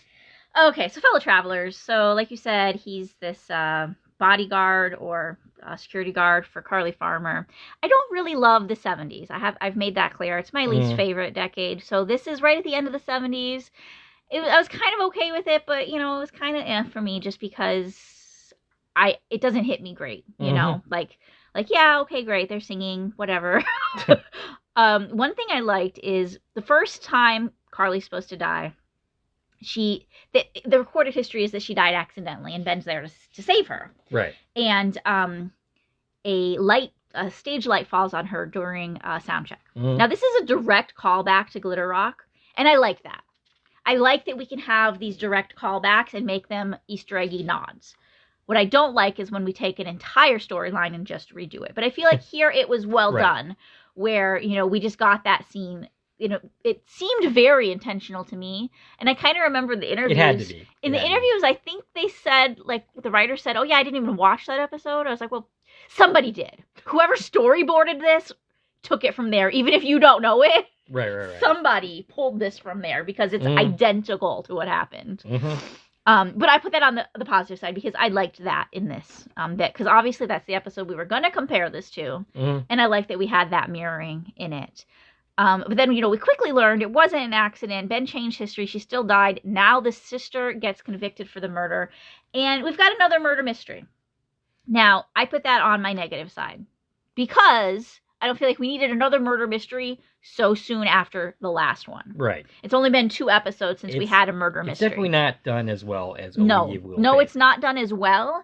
And I just feel like we're lumping these too close together. I mean, we did have a hiatus in there, but as far as episode numbers, in the future, people are going to be binge watching this, and they're not going to be waiting 2 months to watch this episode. Exactly. So. I feel like it was too soon to do another murder mystery. We go through a few different things. We think this person did it. We think that person did it. We find out Ian's a conspiracy theorist, and they're trying to solve the murder based on the court records. Yeah, that was a really interesting perspective from Ian, tying it into their own gender identity issues. Yeah. And I thought that was an interesting perspective. And, that's another alliance we have lining up Ian's character with Al's character, because Al is a conspiracy theorist. Right. That would be a fun take for us to do during the hiatus, is we should do an episode comparing and contrasting all of our original series characters and all of these characters. Because sure I can find a lot of different places where they kind of spider web to each other. I think you would probably be better at that than I would, but yeah, absolutely. Okay. And then let's see. In the future, this is where Jen goes to Belize and tracks down Janice and pays off her own security to apprehend her and brings her back to the project. And this is where Janice first tells Jen there's somebody you can't trust. So this is the first time we got the hint of a mole, which that storyline turns out to be a big letdown. It did. So the fact that we're drawing that out over multiple episodes. I mean, how they concluded it made sense. Yeah. But yeah. But for several episodes to be putting these breadcrumbs that, hey, there's a mole. And this is the first time that we hear that, and you have a problem with that, just because of where it goes, that this is really unnecessary to be dropping these hints all over the place. Let's see. There was a kiss with history in this episode, which I like that we brought that in. That's on my positive side. And that's that Elton John was at the party. Right, I remember that. Now, they made a bigger deal of that in the trailer. They put it in the trailer, and that's one problem I had with the cuts for the trailer, especially going into the second half of the season. There was a lot of bait and switch.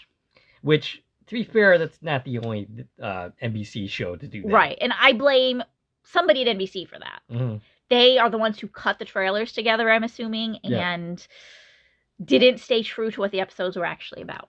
But I like that we brought in a kiss with history, something that happened all the time in the original series. We didn't get to actually speak with Elton John. Right. Or even really see the actor's face that they had playing him. It was more like the back of the head thing. Yeah. So it wasn't really at least giving him a line or something. Something, yeah. And then I really liked at the end, Ben had this conversation with Addison while talking through Carly. And that's been done multiple times, but I think this is the first time we really saw that. Like, it was beautiful, where the script just worked, where he was talking to both of them at the same time. And he was really, I remember. He was apologizing, for not trusting her. And then Ben gets stabbed. And on hindsight, he gets stabbed a lot. Yeah. More times than I ever get stabbed, that's for sure. Well, there is that time you stabbed yourself. I've done that multiple times. So on the negative side, I found a missed opportunity here as well. We should have seen a Dovettes poster in that venue. Dovettes being the girl group from, I forget the name of the episode. Ben was in a 1960s girl group in... You mean Sam? Yeah. You mean the original series? Original series, yeah. Okay. I was trying to... Yeah, okay. I forgot the name of the episode. I just watched it recently. Yeah. The name of the band that they had was the Dovettes. And they're from Chicago. And we're in Chicago. And this is only a decade later. So there should have been a Dovettes poster hanging up in that venue. It was a logical place to put that. And that was a missed opportunity. And for that, I'm going to fault you because it should have been there. Okay. It was a great chance to tie in a little Easter egg. The only other note I had on this one is it felt like the team was using an awful lot of resources. So in this episode, Jen goes to Belize, and they're like, oh, yeah, we've got a jet. Right. Are they the X-Men? Like, how do they have a jet? My problem with them using all these resources is... They're trying to get... Did we forget that we're trying to make the government think we didn't leap? Right. As far as the government, the official story of this project is we're still developing it. We're sitting in this office playing with electronics. Well, we in real life, we have the military misplacing $850 billion. So, I don't know, maybe a jet to Belize would go under the radar. But I feel like they totally forgot that they're supposed to be on the down low here. Right. That they're just like, yeah, we got resources. Just flying in the X-Men jet to Belize to capture Janice. And paying off her security guards. And then, like, holding her with, without any kind of trial or being officially under arrest or... Right. All while the government can't know that you're hiding the fact that somebody has leaped. Right. I don't know. It felt like, oh yeah, we forgot about that. And I think we forgot about that too, because it was never brought up again. Yeah, they don't bring that up again for the rest of the season, as far as I can remember. That whole hiding the thing from the government. I think they wanted us to forget about it because they didn't want to, like, address that too much. Yeah. Because they didn't really know what to do with it. And, that is a problem, but if you're going to bring it up, then you kind of have to deal with it. Yeah, right. You can't just drop it. Any other thoughts? Oh, actually, you had one more problem with this episode. I remember when they were sitting, Addison and Ben were sitting together on the crates or whatever. Oh, yeah. This is one of the first times it really, like, hit me that Addison is sitting on things, and that continues to be a problem. Straight up through the finale, Magic sits right down on that cell bench with Ben. And I've seen other people online talk about this. They're like, hey, did you see what Magic did? And I was like, yeah, Addison's been doing it all season, and right. I have a problem with it. I kind of, like, accepted it by the time we got to the end, because it keeps happening. And all we got to do to rectify this for me is to just show one of those scenes where, because we saw it in, I don't know if it was the pilot, I think it was the pilot, or one of the early episodes where we stayed with Addison after the image went down and she's in the imaging chamber and we could, like, see the room. Yeah. All we need is one of those scenes after they're sitting and we see that there's just a shape there that they're sitting on. You're like a bench bench build or it in. I just want to see that there's a seating area built in to the hologram. Right. And then I'll be okay with it. Mm-hmm. Show us that, please. Please show us that room where, the hologram wall is built around a bench of some kind. Because our characters keep sitting on stuff. And speaking of that happens in the very next episode, episode 10, Paging Dr. Song, a.k.a. the one we did not do together because you had corona Yes, at the time. I was sick during this episode. It may have affected my opinion on this episode because I wasn't all in when this episode happened. The description on that one reads as follows. Ben leaps into a medical resident in Seattle Hospital as victims from a train crash pour into the ER. Addison reveals Ben's complicated mission. He must go up against the hospital bosses to save lives and Alexandra's career. Yeah, this is another middle-of-the-road episode for me. The same complaints that I made against Stand By Ben could also apply here. That there's a lot of story going on. The reason I feel a little bit better about it is because by the end of the episode, it actually all kind of ties together pretty nicely. Yeah, I think they did a great job tying all of the victims that Sam's here to help. All of their storylines intersected each other. This really felt like an episode of House or any other medical drama, where it's very different from the other episodes. And it was really kind of a homage to that genre. Yeah. And so much so is that we got a lot of nods and Easter eggs. And I know we talked about some of them. I saw, and if we had done the episode together proper, we probably would have come up with more conversation on that. But I saw a lot of people talking about this. There were nods to all of these medical dramas. Not even ones that I wouldn't have caught because I don't watch all of those shows. I noticed at least a couple of musical nods to Scrubs. Yep. Yep. And was it one of the characters' names from Scrubs? Yes, Dr. Turk. That's right. And then we're in a Seattle hospital. That's Grey's Anatomy. And I don't know them all offhand, but I know. It's also an Easter egg to a future trip that I would take. Yes. And they must have done that. So. And then there was, and I didn't write it down, so I don't remember who. I remember one of these people was a guest star that did have a role in one of these, one of the medical shows. And I, off the top of my head, don't know because it wasn't something I was aware of at the time.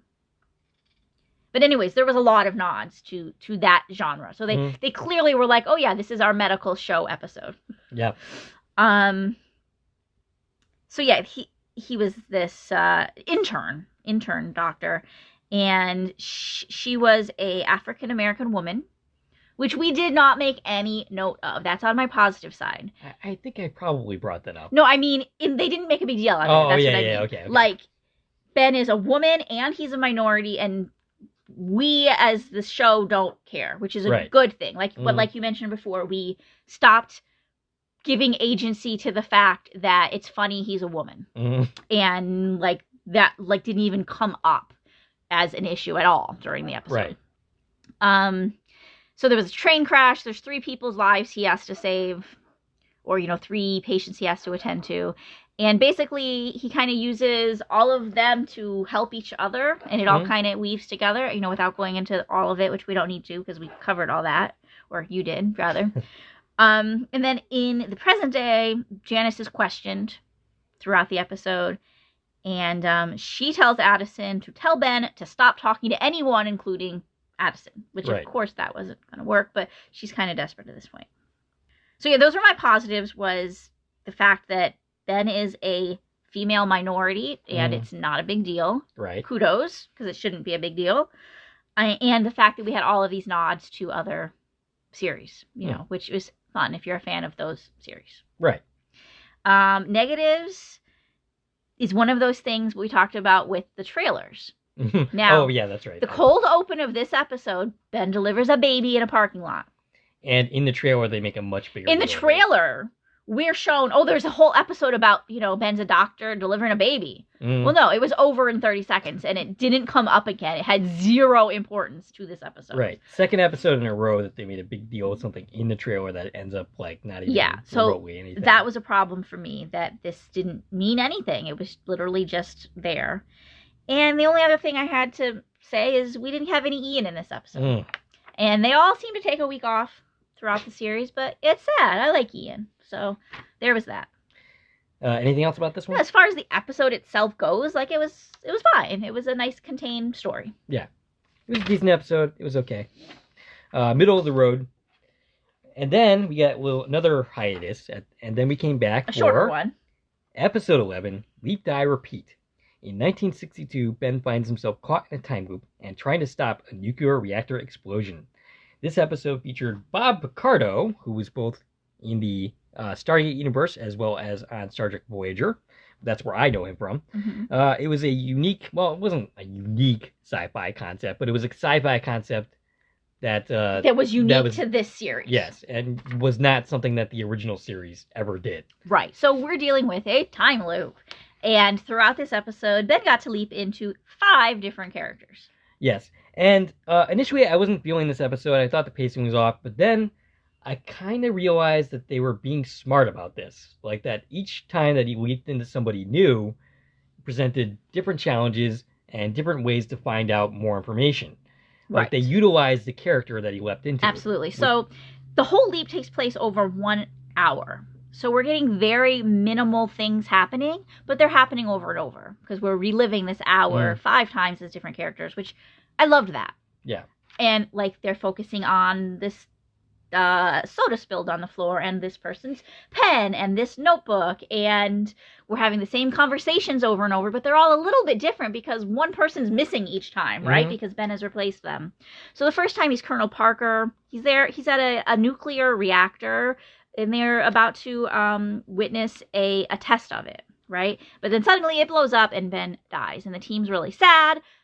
But then guess what? He's alive again because he I'm leaped shocked. back to the elevator, and he's one of the other people, and this happens 4 more times. He gets to take a turn being each of the characters from that elevator. And like you said, we pick up clues along the way. He takes everything he learns from each leap. Good thing he doesn't have any Swiss cheese between these ones.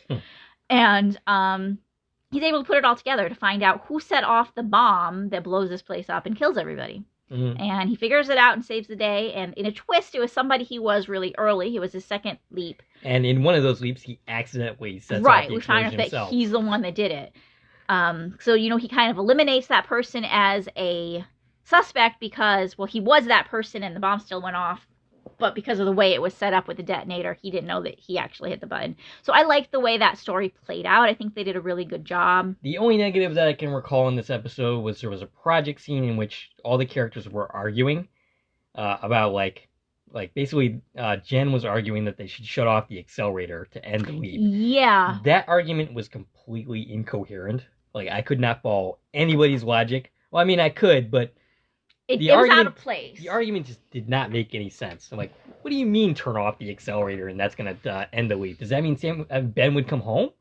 Like, what are you talking about? Right, yeah, I remember that now that you say that. So that was the one negative I had so about what was that episode. happening at the project during this episode was they took Janice out of wherever they had her locked up. We don't know at this point, was she already at her mom's house? They didn't tell us that for like a really long time. We're like, where the heck is she? But they bring Janice in because Janice just happens to be a published expert on time loops. And of course, isn't that convenient? some of the characters think that was a little too convenient and she must have set all this up, but I don't think that's the case. And then at the end, we get the cliffhanger of Janice tells Addison, I'm going to tell you the name of who told Ben to leave. That's this episode. And I remember having the conversation that if they were going to end with this cliffhanger without revealing the name, that it had to be someone we knew. So that ends up leading into our next episode. Yeah. Do you have any other points about this one? I love this episode. Yeah, I don't have a lot of negative things to say. The only negative thing I had to say was that project scene. That argument didn't make any sense. I was really looking forward to this once we got the concept of it. And that I knew Robert Picardo was in it. I wasn't wasn't about that. I mean, it wasn't 100% for me. There were a few things that like the soda. They kept bringing attention to the soda. I thought it was going to be more important than it was. Like, it wasn't perfect, but I loved it. And so we actually had a winning streak after this episode. The biggest negative is that we have that whole name cliffhanger, which turned out to be completely in vain. And if we got rid of that one line, I'd be really in love with this episode more so than I am. All right. Because that name, cliffhanger, instead of saying, hey, the person is Ian, if we were given that right here. I don't think that Janice knew it was Ian. Right. We don't know we don't know what Janice knew because we never really got back to that. And that's another thing I kind of have a problem with. They told us we're going to like learn everything and about why Ben left. And I feel like we cut out a big part of the story because we don't know what Dottie told Ben. We don't know what Ben told Janice. Like, there's this whole part of it that like really wasn't explained. Right. But anyways.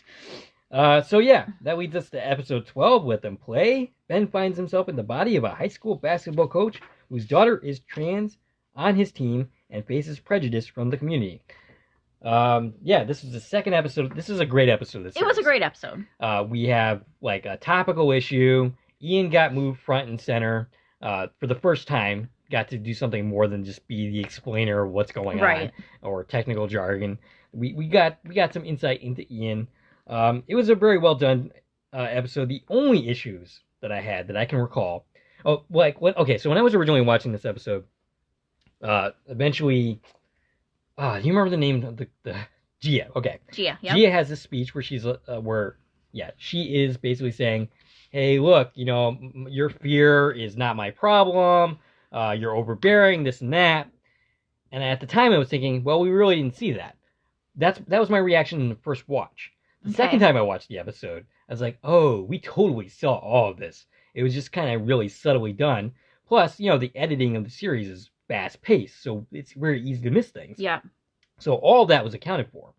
My only issue with this episode was that the one of her teammates, which I guess is the star of the team, who's presented as a really selfish person, her attitude has changed around way too dramatically. Yeah, as well as her mother. Her mother is ludicrous. Her attitude is totally changed in a way that is not realistic at all. It wasn't consistent with any changes that were made. And that was the problem with this episode. This was a beautiful story. Yeah. It was a great hour of television.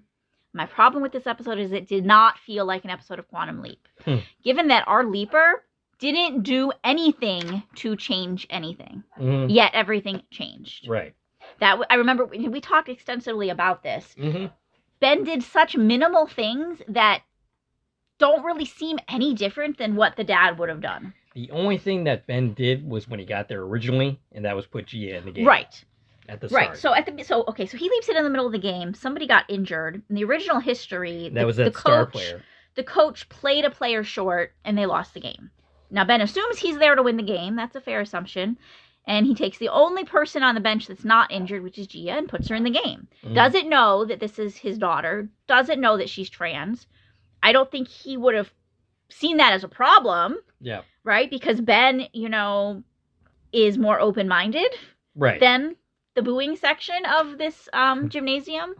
And, Ian is Ben's best friend. Mm-hmm. So Ben is on a opposite end of the spectrum here.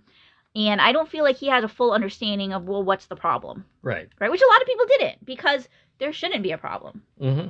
Now, and I know, like, you were talking about, like, okay, well, there is a discussion to be had about transgender people in sports. This is a pretty hot topic issue. There's a conversation to be had there. I don't know that should be. I mean, I don't know that's really a big deal at the high school level. Right, exactly. It's more like major league sports, the Olympics, so on and so forth.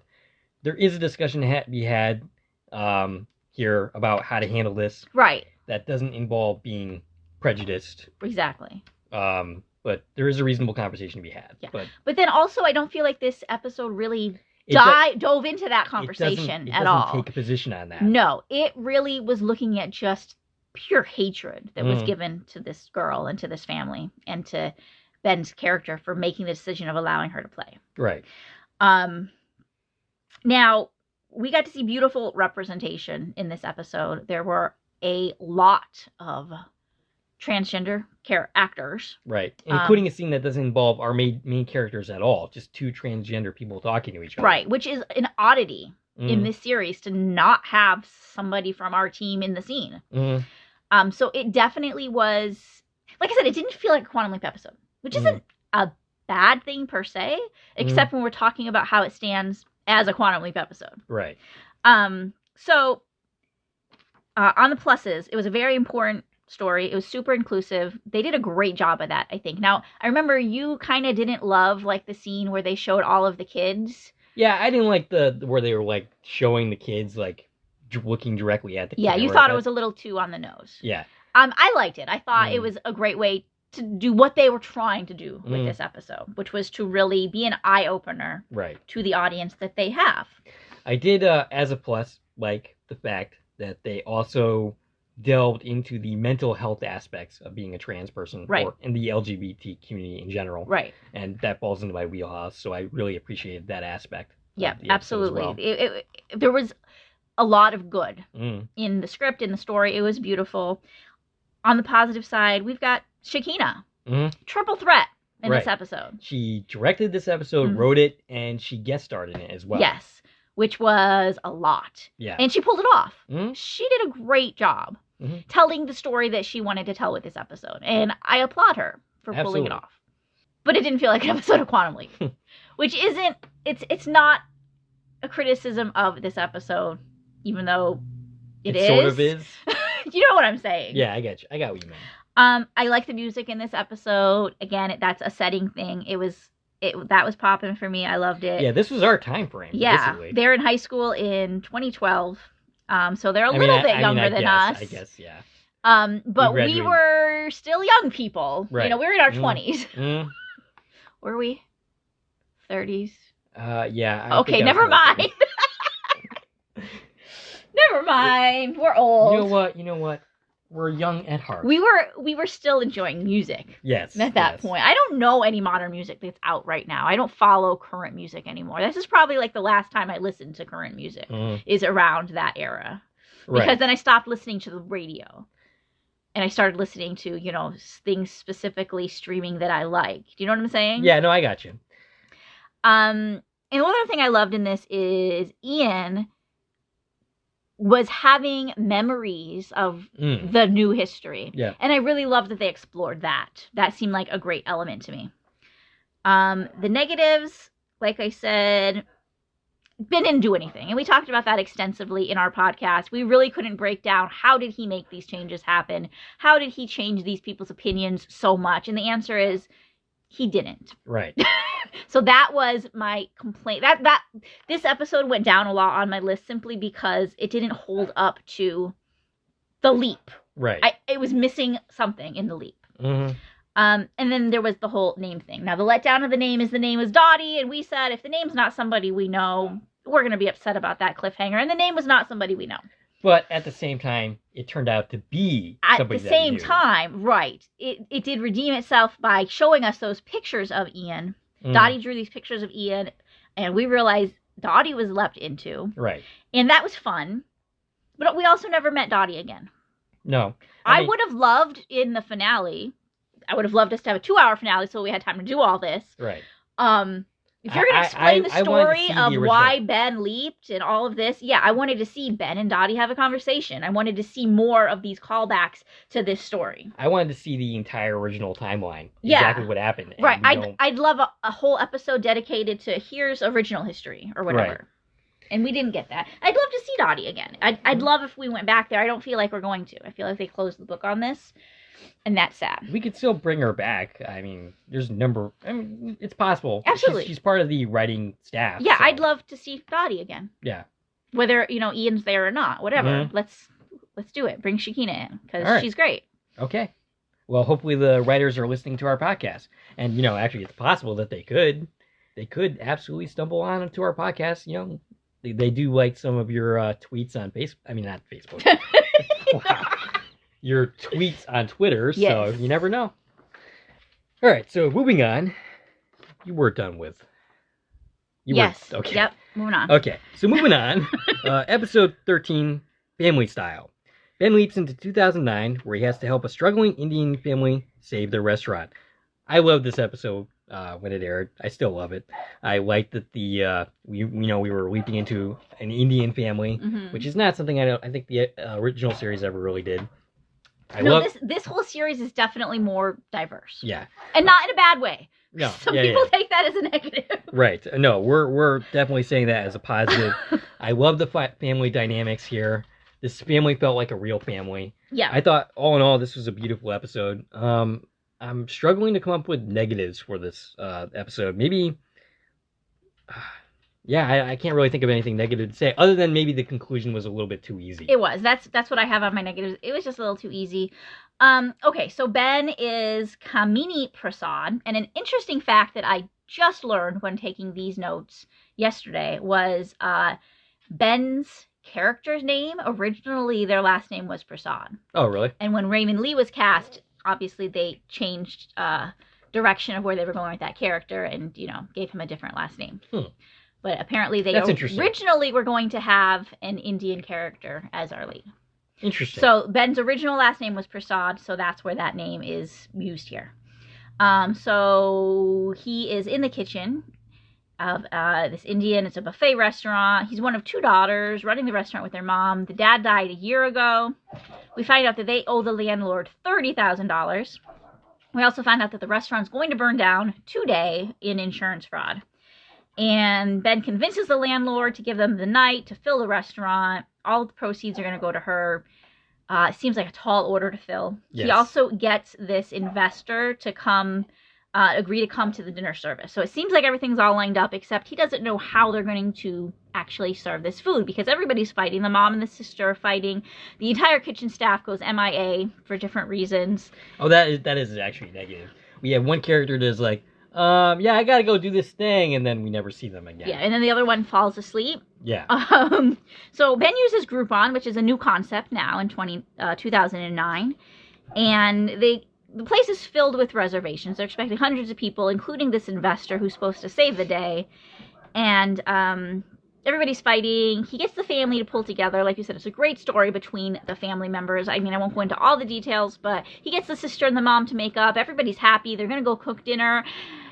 And then the restaurant still burned down. Yeah, that's funny. It's like, I did not see that coming Yeah, at so that all. was a twist. Like, we pull up and we think, yay, Ben did it. And the restaurant's burned down. The piece of crap landlord who already promised was going to give them the night burns down the restaurant to collect the insurance money. Basically admits to doing that. Says you still owe me the $30,000, by the way. I'm taking that and the insurance money. And we know that, that she's not going to get caught for a few years. So that nothing's going to come of that. And things seem really dire. And then Ben manages to pull it all together, and they make a pop-up restaurant for the night out of a wedding had concluded, and they take over the spot with the tables, promising them a good meal. Now that seemed like a stretch to me, that everything pulled together. I do remember you telling me Yeah, it that. all pulled together a little too easily based on the scenes that we saw. Like all of a sudden, the whole family, the extended family comes together, which was a great story, but it's like, well, you managed to pull it off. Like, customers are appearing the same time you all get here, and you have this beautiful dinner service. That's where I come back to, A, B, C storytelling. Right, absolutely. We skipped B. We did. It's not as severe as in Someone Up There Likes Ben, Yeah. but it's still a bit of a problem. Yeah, it felt like, how did you pull this off? Right. Like, he didn't even know they were bringing the rest of the family. I remember bringing up, like, the dishes. Yeah. Like, you're serving hundreds of people, so there's going to be turnover. Yes. And you're just, like, in a park Mhm. at a wedding setup. Great, you got tables and decorations, but it takes a little more than that to have a successful restaurant run. Right. So, I just felt like it was a little too easy. And also, I had a problem with the pacing of this, not in the typical way. Typically, we have a problem with the pacing between the modern day and the leap. In this episode, I had a problem with the pacing of the leap. It felt like they had way too much time on their hands during this day. Right. Well, yeah. This it's day you guys seems like it lasted forever. You guys are supposed to be, like, running a restaurant. Right. And you're going off to So lunch. many twists and turns were happening, and it's like, okay, dinner's in 7 hours, dinner's in 6 hours, dinner's in 5 hours. But, like, they fit so much stuff in between all of that. Right. The pacing of that day felt just a little wonky to me. Mm-hmm. And not a big criticism, but that's what I had to say as far as the negatives. Positives for this, Deborah Pratt directed this episode. That's right, of course. Now, And she did a fabulous The job. only episode Deborah Pratt has directed. Surprisingly, she never directed an original series episode. She did not. She was wrote supposed to. She wrote plenty of the She episodes. wrote a lot of episodes. She was supposed to direct a couple of episodes and wasn't able to. And she did get female directors to direct those episodes, so that's great. And this was really her chance to do that, and I think she did a great job. Absolutely. And, given that I can't even, I don't remember if I even saw another directing credit from her. I saw a bunch of producer credits and some writing ones, and of course she was an actor, but I don't remember seeing her direct anything. So this was a long time coming for her to actually direct this episode, and I think she did a great job. The story itself is just kind of middle of the road for me, but I think it was really well done for what it was. Another positive is we got a guest appearance by Alice Kremmelberg, which is Mason Alexander Park's real-life partner. She's awesome. I did forget about Ian's story in this episode. She was kind of under the radar for me, this actress, until I kind of put all of this together of who she is. And she is the star of the 4th season of The Sinner. Thank you, The Sinner. Which is a show that you put me onto, and I really enjoyed that series, by the way. Did you watch the whole thing? I did. Wow, that was fast. I don't know how I feel about the finale, but, I just like a little bit more, like, as to what happened to that character afterwards. Which character? The detective, the main guy, played by Bill Pullman. You mean you finished the first season, or you watched all 4 seasons? I watched all 4 seasons. Okay. Because, he keeps coming back. Yes. The episode, the series is over, pretty much, but I don't know. We get the sense in the end, wow, I don't even know why I'm on this topic, but okay, I'll finish my thought. We do get the sense that, he's kind of gotten to a place of peace at the end of the series. Yeah. He's been through a lot. Yes. But how did you feel about Alice's character in season 4? Her performance was really good. Yeah. What we saw. Mainly she played a ghost. Right. She was really playing 2 different roles, right? Yeah. We got to see her as her character a little bit. And then we also got to see her kind of as Harry's imagination. Right. That was his name, right? Yes, okay. Harry. Now that you mention it, it was Harry. And yeah, I thought she was really good in that series. I loved seeing her. I loved that they were able to bring in somebody, like I said, it's Mason's real-life partner. I would love for the character of Rachel to become a recurring charder. I'd love to see more of Rachel. I would love for Ian and Rachel to get back together. I'm shipping that because even though we only got, it was 2 scenes. We got this one episode with the 2 of them together. Great chemistry. And it makes sense that they have great chemistry because they really are together. Right. And that was a beautiful casting choice because you did get that great chemistry. And right within that, within both of those points, the other thing I loved about this is we got a Pretty Little Liars reference. It was in the scene with Ian and Rachel. I was combining Mason and Ian there for Ian and Rachel, and they're at the cafe called Pretty Little Lattes, which we've visited a couple of times, but they specifically point out, Rachel says that Ian was a fan of Pretty Little Liars, and they were devastated when the show ended. And, of course, this being the episode that Deborah Pratt directed makes that even more special. because Pretty Little Liars features Troy and Belisario, which is Deborah Pratt and Donald Belisario's daughter. Who made an appearance in the original series, Another Mother. Yes. Oh, which, by the way, I didn't shout out Jason Ensign, who recently shared my podcast video on that episode in the group. Like, it was weird. I was looking through the group, and all of a sudden, you actually tagged me in it. And I'm like, huh, somebody posted my podcast in the group. In a Facebook group. That wasn't in my Facebook group. That was in the other one. Right. And I had absolutely nothing to do with that. Yeah. That was fun. So thank you, Jason Ensign. To stumble across Aquarium Productions post that neither of us had anything to do with. Right. I thought that was fun. Yeah. So, shout out to Jason Ensign for doing that. I understand that he actually is watching our podcast now. I don't know if he's actually watching the new episodes or the Just original. the old ones. Well, but everyone will get there eventually, right? Yeah, eventually. Any other thoughts about this episode before I moving think that covered everything. Pretty Little Liars, I'm going to tell you, that particular reference bumped this episode up a little bit for me. When I was comparing this one to one other one, trying to place them, that was the ticker. That was the deciding point? Yeah. All right. These little positives and negatives, I had to rely on them so heavily in some cases. I bet you had like a formula that you went with that I just literally had all of these little pieces of paper in front of me, and I was like, this one or this one? Which one did I like better? I actually over and over and over again. I actually arranged my list the first time, and then I rearranged it again. I mean, not majorly. I just moved this episode up here and this down here, and I did it a third time. Like, as I was coming here, I decided, this was such a hard task. I don't know why we said we're going to do this. I mean, it makes sense to do it in a season 1 recap to do it. But yeah, if you were to take a couple days, take these notes away from me and tell me to do it again, my list would probably look totally different. Right. It was really hard decisions to make because there's so many great episodes. So anyway, episode 14, SOS. Is one of those great episodes. Ben leaps into a battleship during war games in 1989. He must navigate a dangerous rescue mission, but also contend that his commanding officer, XO, Alexander Augustine, otherwise known as Addison's father. Okay, so on the downside, because, this is a pretty great episode, there are people that make references to this being the poor man's Crimson Tide. Now, that's a movie you didn't watch. No. Adam didn't watch it. I was surprised by that. But I did, and I do see that criticism. It's definitely kind of in that direction. I don't particularly like the military aspects of this episode. I don't think that was particularly well done. I don't know anything about the military, but it felt wrong at times. But, however, we have a great story with Addison's father, and Addison kind of learning what the actual history was there, kind of coming to terms with that.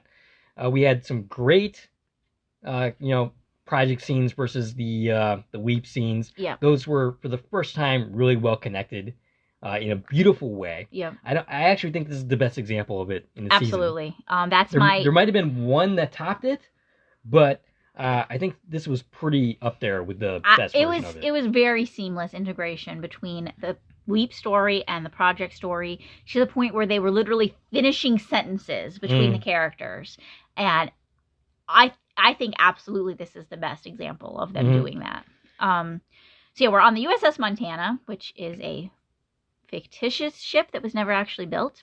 Right. Adam gave us the history on that in that episode.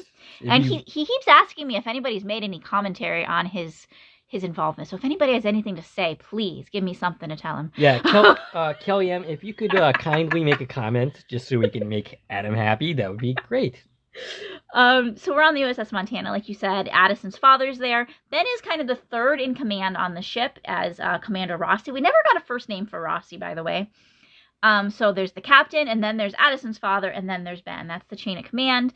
And Ben has to kind of convince both of them to do what they're not doing in the first time, right? Yeah. Oh, that's the point. So that's a bad position for him to be in. One thing I forgot to mention all the way back in my Atlantis commentary was that that was the start of seeing Ben convincing people to do things, which he did at the project quite frequently.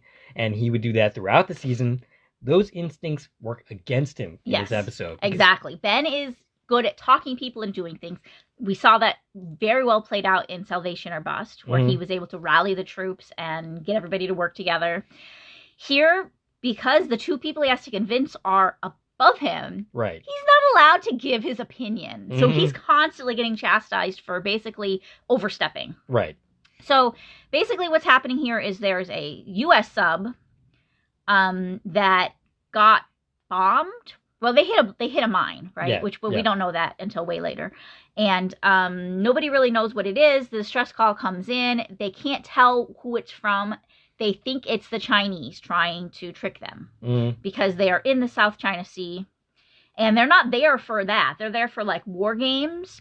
But we got distracted from the war games because of this SOS signal. In the original history, in the recorded history, Addison's father is the one who dropped the ball, gets blamed for everybody's deaths, and it kind of ruins his career, right? And we quickly learn that that's not what happened in the actual history. It was the captain of the ship who dropped the ball here, because the captain's kind of losing it.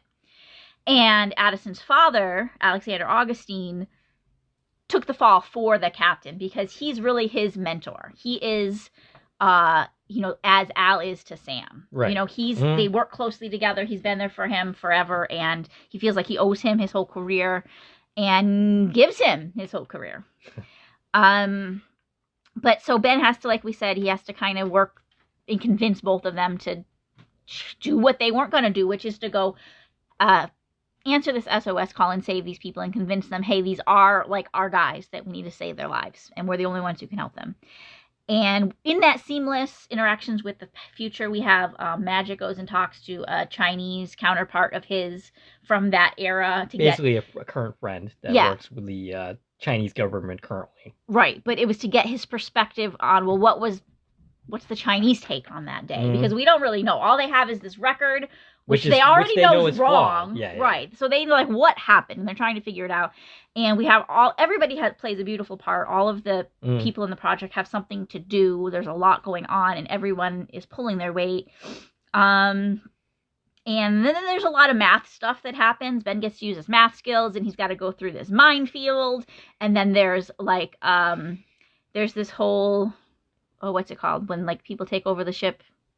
Mutiny. There's a whole mutiny that happens. Thank you. The word was escaping me. And he's very action-packed, which usually I don't like. You know, I'm not interested in the war story. I'm not interested in action stories. But I feel like they did a great job in this episode, pulling all of that together. And then at the end, we get a twist.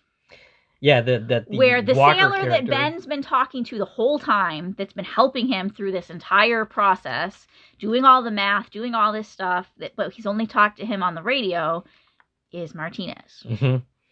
That was actually a really beautiful twist at the time. It was a beautiful twist, and that's on my best side. It was a great twist if you didn't get spoiled by the opening credits, which I didn't. Right. I missed that. Unfortunately, I did see that, so I knew he was going to appear somehow. So as a criticism, don't put your twist guest character in your opening credits. Right.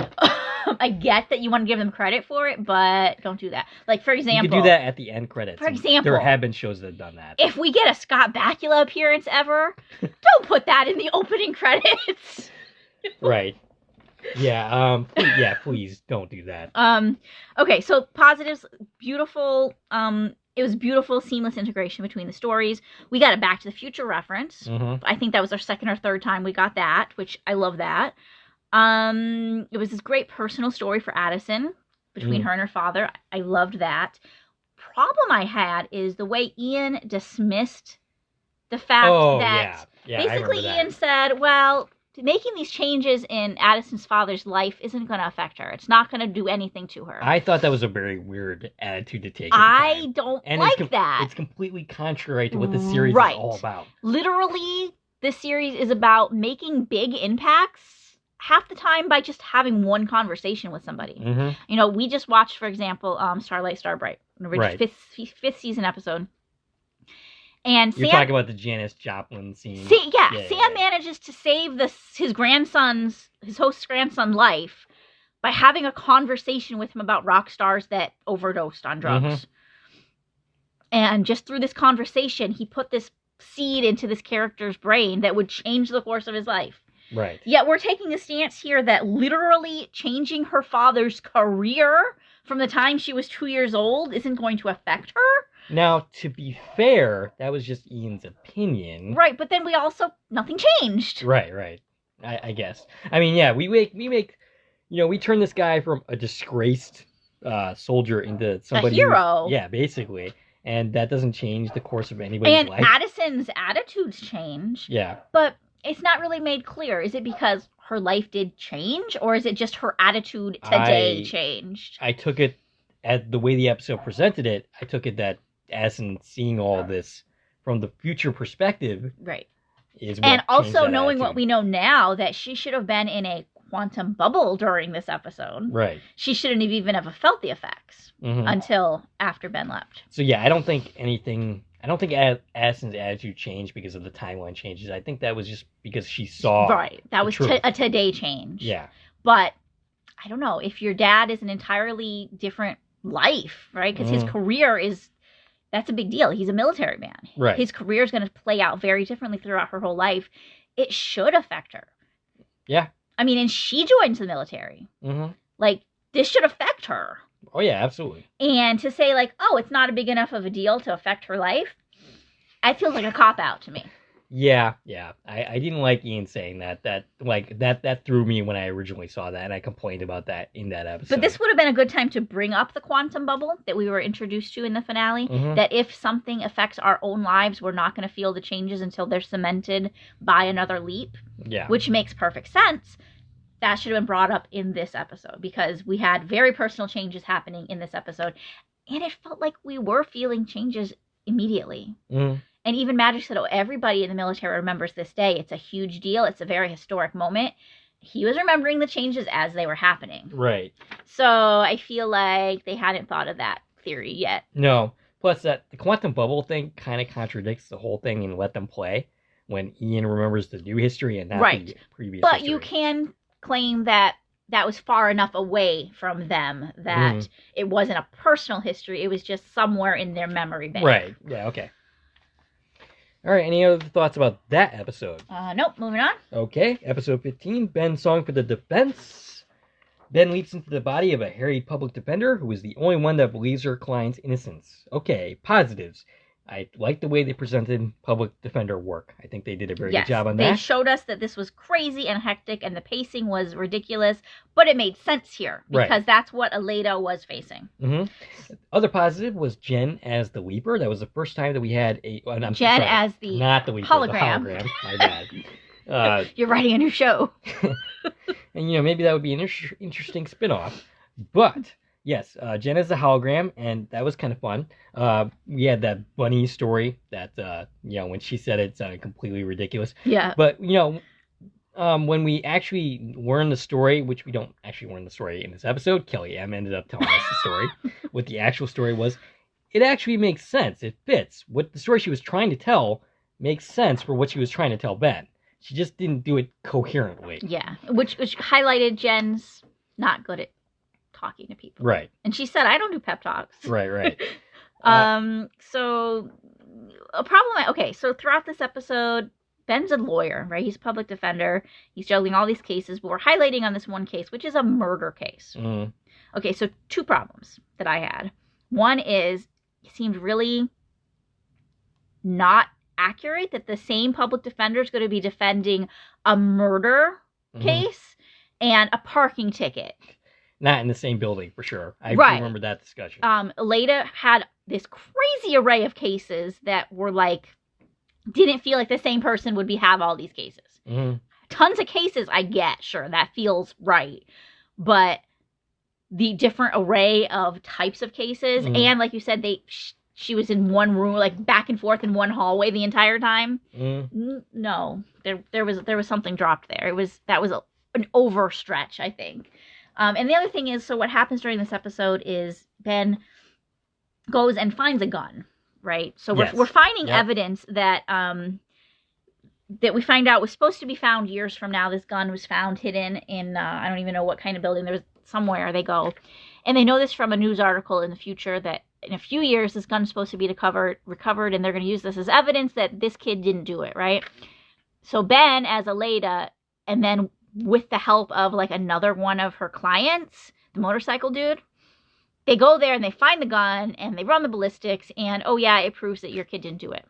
I had a problem with that because why would Aleda know where this gun is? How does Aleda explain, I just found this gun and this proves that this kid didn't do it? If anything, I feel like it makes the kid look more guilty because he must have told you where the gun was. Not to mention, there's another problem. At this point, the trial had concluded and they were going to do their closing statements. I'm pretty sure you're not allowed to introduce evidence into the closing statement. No, but if it was conclusive that he didn't do it, they could, they would have just dropped, they wouldn't have deliberated and found innocent. They would have dropped the charges. Right. But yeah, I think that would have been the timing of all of it seemed crazy. Like you're concluding a murder case within 24 hours. You're running the ballistics in an hour in 1985. Which, to be fair, was also a problem with the Great Spontini.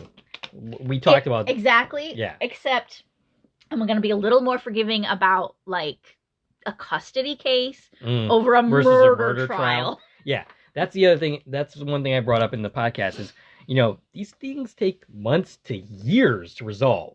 It does not happen in a single day. Yeah. The timing is way off with this, for sure. Yeah. But on the positives, I was entertained by this episode. There was all the side cases. There was like a lot of humor and fun stuff happening. Again, we have, a female character. Yeah. Ben did trip on the high heels, and that was the only reference to that. We had a great story between Aleda and her partner. Yes. So there was this whole secret relationship with a female ADA whose name I forget. And, Ben was also struggling with trying to keep that relationship going because she was representing the other side of this case, right? And she loses her job and all of this stuff happens. But I think it was a beautiful moment, showing us.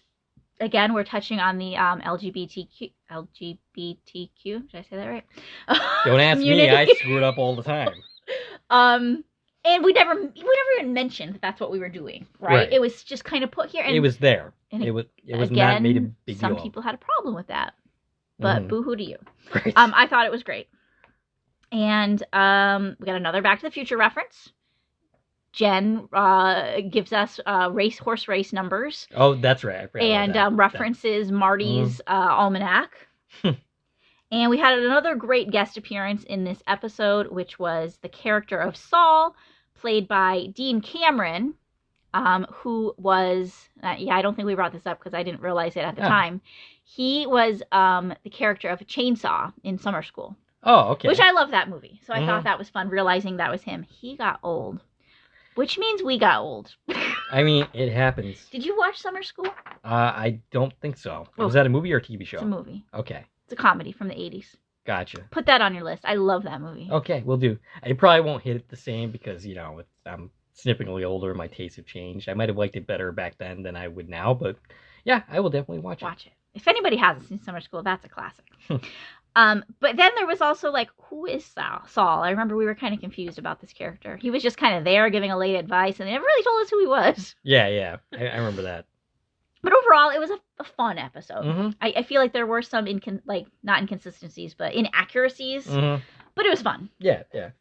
So any other thoughts about that one? Nope. Okay, episode 16, Ben Interrupted. In the 1950s, Ben has to team up with Leaper X to set right what once went wrong. I absolutely love this episode. This is, I don't even think I have any complaints about this episode. So Ben's a private eye, which is a twist right off the bat. We're led to believe that he's being committed by his wife. Turns out that's a ruse because she's actually the sister of a patient there who was committed by her husband because she keeps having miscarriages, which is really sad, but also sounds very accurate. It's 1954. We're in the 50s. We get great 50s music. I love that. So Ben has to basically help get this person, Judith, off of the island. The institution is basically an island, and when she leaves, he'll be able to leap. And the problem with that is Martinez is here too. Yes. So this is another episode where the project scenes and the leap scenes perfectly meshed together. Yeah, they were really good in this as well. I still think SOS just a tiny bit better, but this was right up there as far as how they made those fit together. It was, the pacing was really good. The story was simple. It was nicely atmospheric, with we had the storm and the asylum. It again was a beautiful setting. It was this, could have been a Halloween episode. It was suspenseful. We finally got some backstory into what the heck is going on. We did. We got some answers. As far as Janice gave us all this information that she should have given us up front, but she never trusted anybody. At this point, she still doesn't trust anybody, but she's out of options. So she finally spills, here's what's going on. We find out this is the third and final time that Ben and Martinez are going to intersect before their final showdown, and Ben has to stop him. So either you take him out, or the backup plan is you do not complete your mission and you're both stuck here because they had the same mission. We find out that Martinez does have to complete things just the way Ben does in order to leap. And if Judith dies, they're both stranded here forever. And that's what Janice wants to happen. What's interesting here is that we bring up the evil leapers and the lore. We make that canon. Yep. But at the same time, we dismiss Martinez as an evil leaper. We've canonized evil leapers, and I have that on my positive side because I like that. I like that we addressed it. Yeah. Yes, evil leapers exist in this, which means we're open to discuss that in the future or not. Right. But it exists in this canon, because like we said, the canon's a little different. Like you do need to tell us point blank if something is part of this or not, right? Right. Otherwise, we don't really know. Like we don't really know if Donna Joe exists or Sammy Joe exists. Right. Or why I said Donna Joe. I was mixing up Donna and Sammy Joe. Not the first time you've done that in this podcast, this episode alone. Oh, yeah? Yeah, Mia, or, Mian. That's right. You know why? Because I'm trying to say a lot really quickly. Yes. I'm trying to pick up my pace because we're just, covering so much. Okay, so yeah, basically we go through all this stuff. Judith won't leave without exposing the evil doctor that's doing experiments on the patients. Janice wants them to tell Ben to, strand himself there. They refuse to do that. That's what I was just going to bring up. Okay, so we had the argument scene in Leap Die Repeat, which made absolutely no sense. It was incoherent.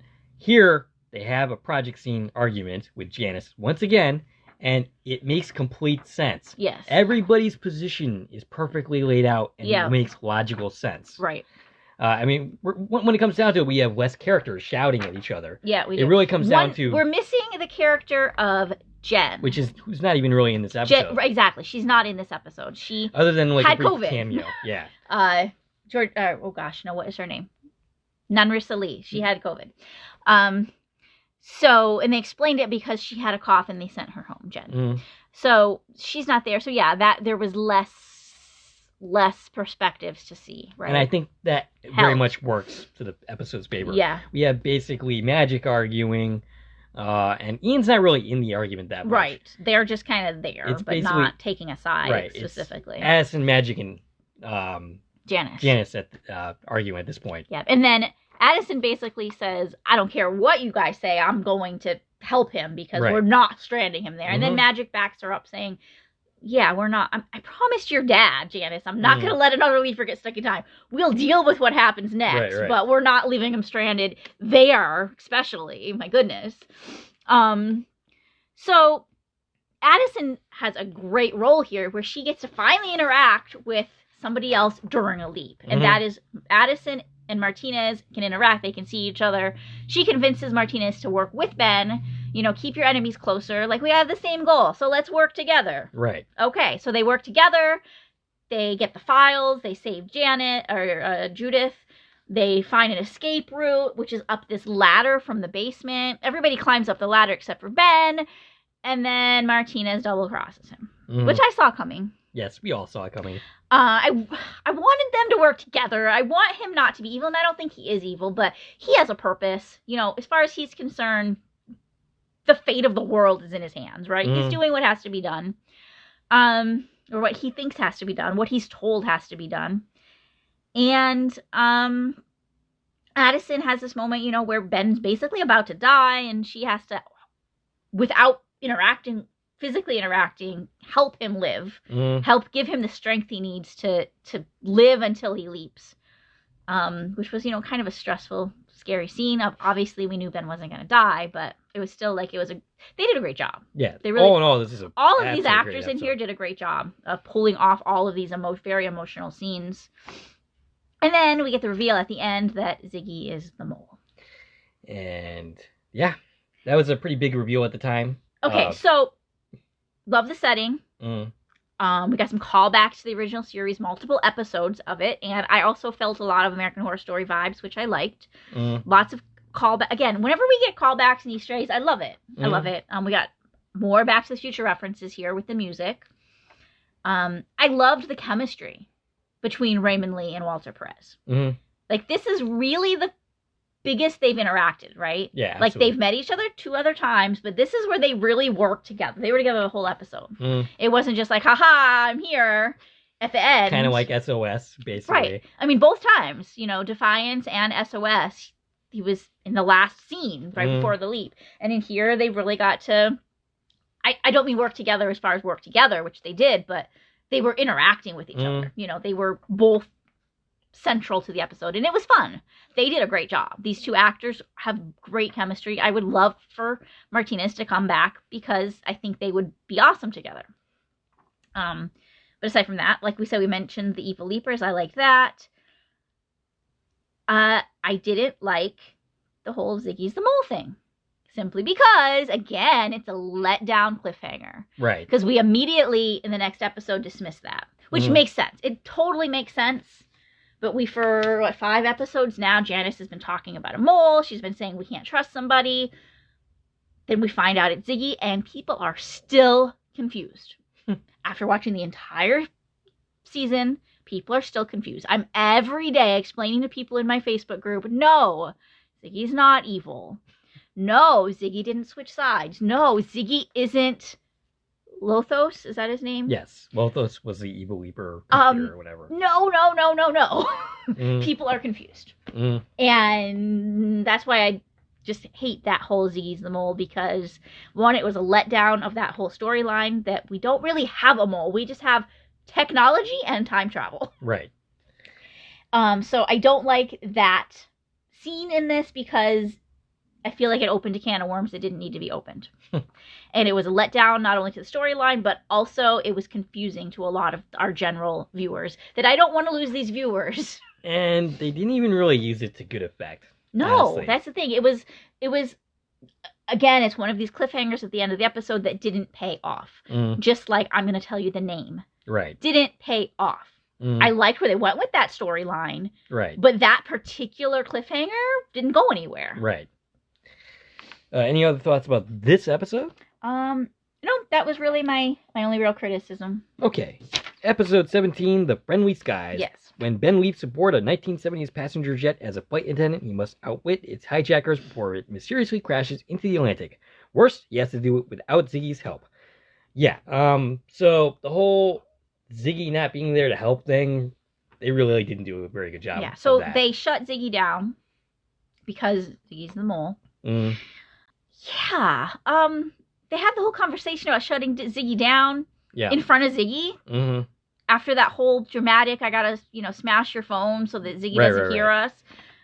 That was weird. As far as the leap, it was a great story. Yeah. And I think it would have done way better in a different spot. Yeah, I really think, based on how the finale played out, that in this spot, if they weren't going to do a 2-hour episode, they might as well have made it a 2-part, season finale.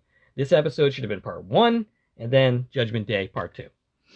And stretch out the story, elaborated on some things, cleared up some of the logical problems. Yeah. Maybe visited some of those other points in history that we keep referencing and say we're explaining, but we didn't really explain. Right. So I really think that should have gone here instead of this episode. Yeah. And really, Ziggy being down was not really that big of a deal. I mean, they keep saying it's a big deal, but they don't present it as such. So the leap itself. Ben's a flight attendant. It's 1971. The plane's going to crash. We've got hijackers. He's got to solve the mystery of who's the bad guys and then take them down, right? And I like the story of this leap. we again got to see Ben in a dress, and he was sexually harassed, which was a great, commentary.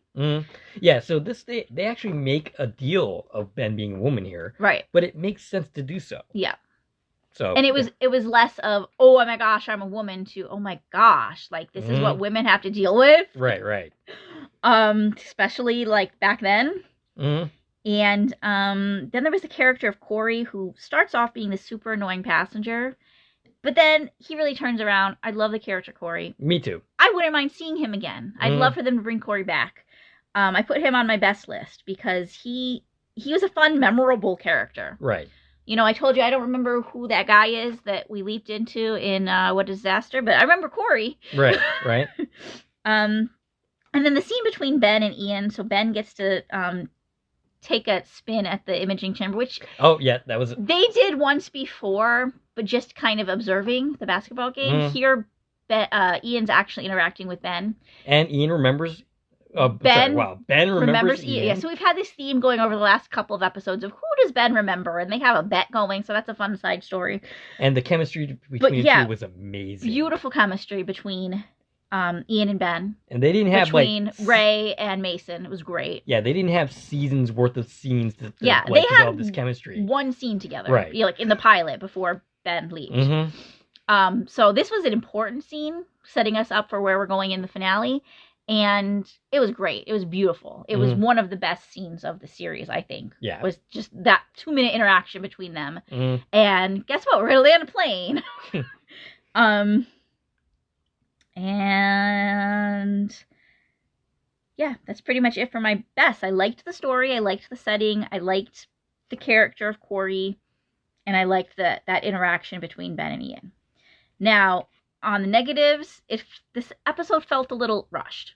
As they often do, I feel like they were packing a lot into this story. Yeah. In so much as I felt like if you blink, you don't know what happened. Like, wait, where did that terrorist go? Like, that's one of the reasons why this episode falls for me, is for that reason. Yeah. It's like, okay, we've established we got 4 bad guys, but very quickly we, like, put them all out, and you got to really, like, not blink. Because there's just not enough time for them to tell everything they're trying to tell. There's, like, these great things that happen, like they're using passengers to help him, and there's some great stuff in there, but it's very quickly, like, boom, boom, boom, boom, boom. There's not a second to breathe in it, which isn't necessarily a bad thing, but I like to breathe. Yeah. I agree with you. It would have done better, and I know this was one of your points, is it would have done better, this story, not here. This story could have been any middle of the season episode. Yeah. And it would have felt better than it did between these two, like, heavy, like, here's our big story episodes. Right. This one was when you're looking at the overall story, this was our moment to breathe away from that story. But then, you can't focus on the story. Right. So it was a weird placement. Right. After Ben interrupted, after Ben interrupted, but before the finale. Yeah. Like, this spot here, it was kind of weird. Really should have been more focused on the overall season story. Yeah, and this leap would have done better justice anywhere else. Right. Literally anywhere else in the season. And the whole Ziggy thing, they made Ziggy irrelevant. They did fine without Ziggy. Yeah. I'm sure they have a better appreciation of Ziggy because they had to work really hard to get this information that Ziggy would have normally just told them. But I feel like this was a disservice to Ziggy. Yeah, absolutely agree with that. Ziggy's one of our original series characters, and so far, after a whole season, Ziggy hasn't been given an identity. And, I'm okay with that to an extent, but you've also now taken away Ziggy's whole purpose. Right. To the point where, you don't need Ziggy to leap. You don't need Ziggy to work the hand link. You don't need Ziggy to communicate, to go in the imaging chamber, to do anything. The only thing Ziggy does is give us statistics, and we can do that on our own. That's not what Ziggy was. Right. Ziggy operated what was happening in the hand link. Ziggy was the project in the original series. And to be like, we can do all of these things while Ziggy's down. It was like, okay, well, what is Ziggy then? Like, a computer with a funny name. Yeah. Why does Ziggy have a name? Right. Like, if I feel like if you were a person watching this that never watched the original series, you'd be confused by Ziggy. Like, in one hand, we're saying Ziggy's the mole, and, not comprehending what that means. Ziggy has a name. We know Ziggy's part of the original series, but okay, it's a computer? Right. And Ziggy hasn't really been given any agency. So, I don't know. I don't like that. Me neither. I want Ziggy. I want Ziggy back. I was hoping that this would be the episode that we would hear Ziggy talk. Yeah. That we would hear Deborah Pratt reprise Ziggy again. Right. Deborah Pratt's involved in this series. She directed an episode. She already voiced Ziggy sort of once in the pilot. Right. So this is the episode that... Which, was it canonized in the episode saying that's Ziggy? But in the credits, it said Deborah Pratt, Ziggy. Yes. Internet Movie Database credits Deborah Pratt in this episode as playing Ziggy. Yeah. So, yeah, this would have been the time to have Ziggy speak. Yep. Maybe like, no, don't shut me down or something. I don't know. All right, so any more points about this episode? Nope. And then we get the leap out, which sets us up for episode 18. Right. So we have Ian, we see Ian in the future, basically, is the cliffhanger of this episode, which, by the way, I think is the one time that the cliffhanger actually pays off in the next episode, as opposed to all the other cliffhangers. Yeah. Which don't really go anywhere. Right. So episode 18, Judgment Day, Ben and Leaper X both leap into 2018 and try to set right what might have gone wrong. Now, we talked about this extensively, and we did this recently, so yeah. But having had some time in between, when we did that podcast, and now, having time has given me a little bit more perspective in this episode. And the creators are all saying that Leaper X done, dead. Yeah, right. And if that's the case, that's not good enough. Right. I agree. And I mean, if you're never touching this story again, that is not good enough, because you have a nuclear disaster that you did not avert. Right. As far as we're concerned, Ian is still going to be in the future all by their lonesome with some random guy or person that she got that they got for Ben to leap into. And yeah, so we did not resolve that in any kind of shape or way or form. Right. So if you're just going to leave the story there... I don't think they're done with the future story. You just think they're done with I think they're saying they're done with Martinez. And I don't think they should be. They shouldn't be, no. But we better address the apocalypse again. Because they absolutely didn't fix that by getting rid of Martinez. Right. So yeah, Martinez was sent to get help to fix it by getting rid of the project. So I mean, if we never address this again, then the series is going to go along, and by the end of the series, there's still going to be, in 30 years, there's going to be a nuclear disaster, and Ian's going to end up by themselves, and yeah, and we can't leave it there. I still have a lot of questions after the finale. There's a lot of logic problems with the episode. All right, so Judgment Day, we go 2 leaps, well, multiple leaps, but first, Ben is nobody. I don't like that. I wanted to know who Ben was. Right. I don't care who it is, but show us who he is. Because we're making this big deal out of who is he. And I don't know. He's a nameless nobody is who I wrote in my notes on who the host is. Gets this code. Goes back to 2018. He's himself. That was fun. Yeah. I loved all the back and forth. I loved that we got to see multiple versions of these characters. I love how all the characters were stylized. I think they did a great job on that. Yeah. I loved going back and visiting previous leaps. The 2018 scenes were all great as far as I'm concerned. The whole date and all that stuff was fun. Yeah. And we got to the 3 leaps that we got to go back and visit. I liked that. I loved going back and hitting on past leaps. See, I say I want Easter eggs like that. I don't just mean the original series. I love this too, where we're going back to this season's leaps. That's fun to me when we get to go back and hit things again, like we did in Shock Theater. Right. Al's alive. That's a plus. Yes. I loved that we went to a place and we acknowledged Al. And even though Al wasn't a character within the scenes, Al was a character within the episode, right? Al was alive. We talked about him a lot. The cigars played a pivotal role in this, that is how Addison knew that this wasn't...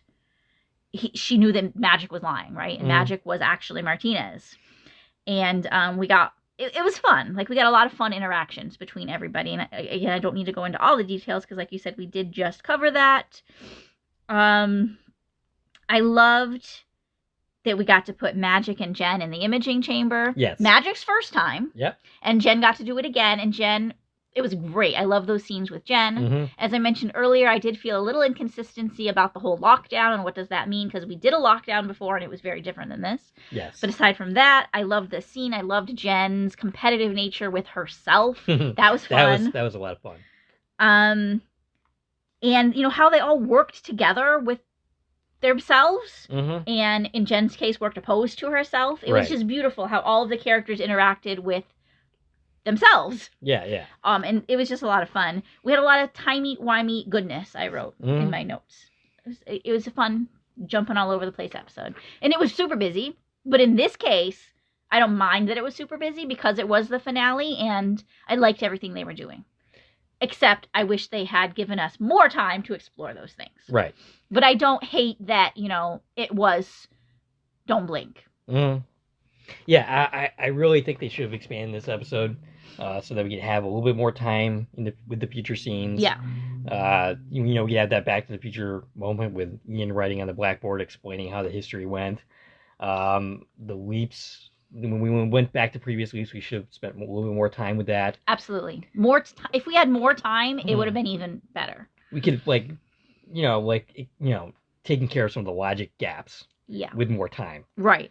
So my negatives, I don't understand why Martinez is all set. Right. I don't understand why Martinez wouldn't still leap into Magic, because that's a day younger Martinez. Mm-hmm. It was, I don't even know what we've talked about today, what we talked about off air, what we talked about last week. I'm pretty sure we talked about. But I know I've covered this at some point.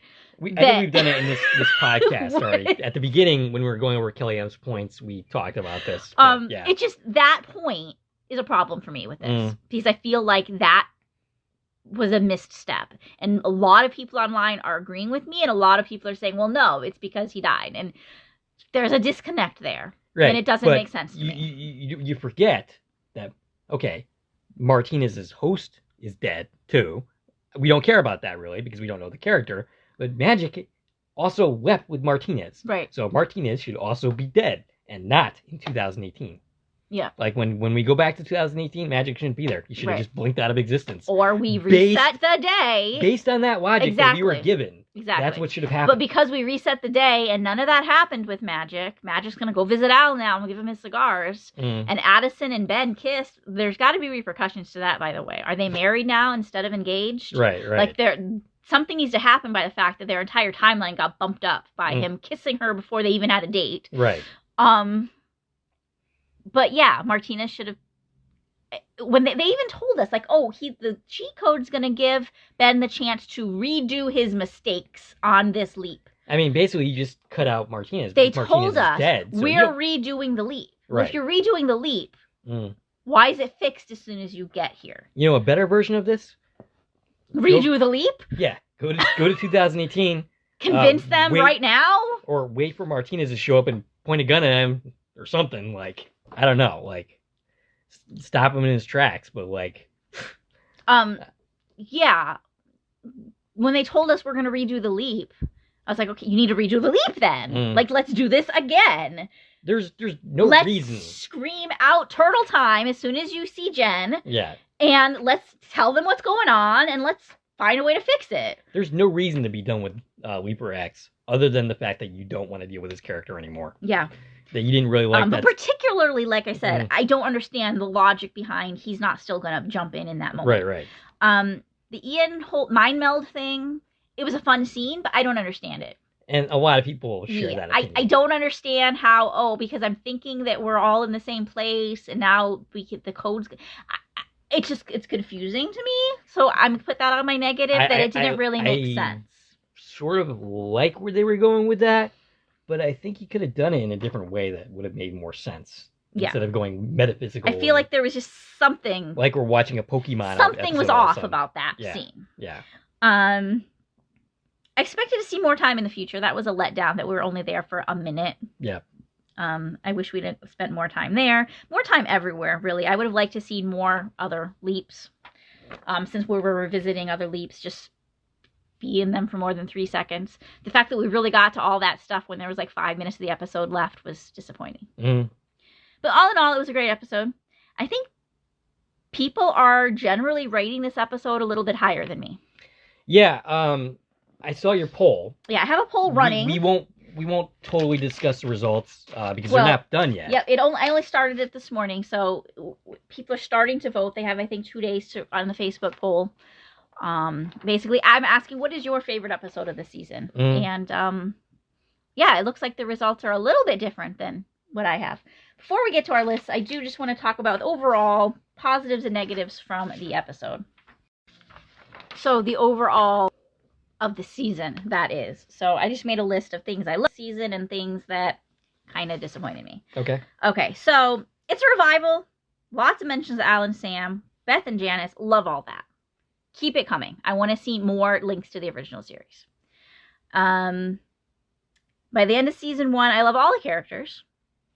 Even Janice and Martinez. I want them to come back. I want everybody to come back. I said this before. I want everyone to work together and be happy. And I just love them all. You know, I didn't want to lose anybody. It looks like we probably lost Martinez. We don't know what's going on with Janice. We know she's not in the first 6 episodes. There better be some kind of explanation for that. She can't just be gone. Right. Unless they, like, delete that history or something like that. I don't know, but I want her there. I think all of the characters, all the actors really have great chemistry. And even though we started the season rocky, by the end of the season, everybody is, like, great. You know, I want to know more about their backstories. I remember you complaining at some point, like, why are we getting all this random backstory? I don't care. I care now. Right. I want it now. I want all of it. Lots of Back to the Future references and other shows. I loved all of that. It's fun. It makes sense to do it. Like we talked about this. Yeah, some Terminator references in the finale. Like, keep that coming. I love that stuff. And one of my favorite things from the season was Samantha Stratton, who wasn't even acknowledged within the series. But if you are a true fan, and you must be if you're listening to us, especially if you're listening to us in hour 3. Yeah, if you're still listening to this podcast, you really are a fan of this series. If you're still listening, put Turtle Time in the comments. Give us the code word. If you're hearing us right now, just write Turtle Time, okay? But I loved Samantha Stratton. I loved that we got that, and I don't even care that they didn't acknowledge it. I love that it's there for us. Me too. You know, even if, you know, the new people who are watching this are never going to know what that means, we know what it means. Things I didn't like. Ziggy never got her voice back. Yeah. Okay. We were introduced to the Gummy Bear hand link and saw it for 3 seconds. I wanted to see that more. And that was our chance to show it more because Janice had it. And now that's done. That opportunity's over. And I'm sad about that. They kept using that 100% statistic. I had a problem with that throughout the whole season. Yep. Stop doing that. That's wrong. It's funny because they brought up the 100% statistic in the original series episode that we watched together last week. Right. What was that again? We were watching an episode with Adam. That was the Lost at Sea episode. Oh, yes. Yeah. And they brought out, whoa, hey, this is a first, 100%. 100% chance that they make it or whatever. Yeah. And, like, you and I both laughed because it's like, oh, that's a thing. I hate the round hand link. I know. I hate it. That old model that they used in What a Disaster, and we brought it up again in Friendly Skies. Which actually kind of pays off that moment in What a Disaster. Yeah, I love that they called back to that. Yeah. That was great. And it made the whole, like, weirdness of, oh, we're using a different hand link fit better. And I talked about that during that episode. Let's use that one more, please. Please. Let's advance to something rectangular. I hate this. I hate it. It looks like a game buzzer. I hate it. The pacing was terrible for the first half of the season, which got better. Yeah, I absolutely agree. But it's always going to be bad in the first half of the season, and I'm really scared that scares more people away, and I bet it scared a lot of people away. And all of us fans, you're listening, tell everybody to watch it. Tell them to keep going. If they get through those first couple episodes, keep going. I hate that they took away this importance of Ziggy. Yeah. They really took away what Ziggy is. And then also they gave way too much credit to the accelerator. Yeah, that's something I did not bring up today. Yeah, in this podcast. I brought it up last time, but yeah. it's just weird to me that they're like suddenly crediting what they used to credit to God, time, or fate to the accelerator. Yeah. Like making it more like like it actually has agency. Right. More so than even Ziggy. I feel like they gave Ziggy's role here to the accelerator, as opposed to the accelerator being something Ziggy controls. Now the accelerator is its own thing. I've read comments from Martin Gero, the showrunner who broke down the season 1 finale and talked a little bit about season 2, and he seemed to suggest that the reason why the accelerator was, mentioned so much as the cause of Ben's leaps is because they programmed Ben to go certain places. Mm-hmm. And now that mission is over, Ben is just going to be lost to time. Right, and so that's really it is. Where are we going next? That's what Martin Gero is saying right now, is that now there's like the mission that he was on is done, and now he's just like going to be like Sam Beckett. And they're going to be back to saying, oh, we don't know what's happening. Right. And, it's really what they do next is going to influence how I feel about some of the stuff that happened in the first season. Looking at this season in and of itself, we're going to have a different opinion, right, than when we compare it to where does the story go overall. Mm-hmm. Like I said, if that, what's her name, Adani something, the politician lady doesn't come back. Right. That's going to be a problem. Mm-hmm. And if they decide to not ever bring up the nuclear disaster ever again, that's a huge problem. Right. So some of these things we'll have to reevaluate how we feel later in the series. After, the series ends in 8 seasons. Yeah, I was saying 10 to 20 seasons, but 5 to 8, I think, is the comfort zone. Yeah. Let's hit 5, match the original series, and we can go to 8, which I think is the sweet spot for really successful shows. But we'll probably just get 2 or 3. Yeah. And all likely. Okay, so what I want to see in season 2, right? My personal, Ziggy needs her voice back. Please. Deborah Pratt is there. Yes. Let Ziggy speak, please. I want to see that alternate hand link or some other version. Yep. Please. Explain the absence of the waiting room. You don't have to bring it back. I'm okay with them not having it. But validate the fact that it existed.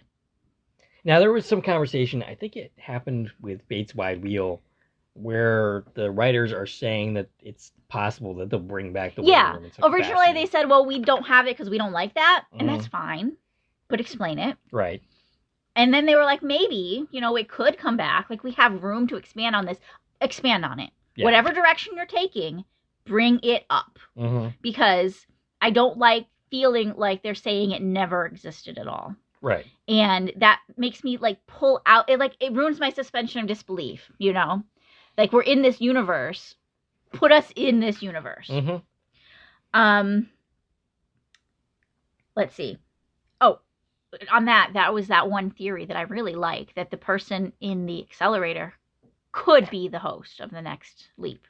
And we could have a use for that. I love that theory. I forget who said it. I quoted them last week. Someone on Twitter had said that. I love that theory. Hey, actually, in the 2-second clip, it seems like Addison is wearing a Fermi suit. We do see that, yeah. That could mean a lot of things. We could be flashing to the original timeline.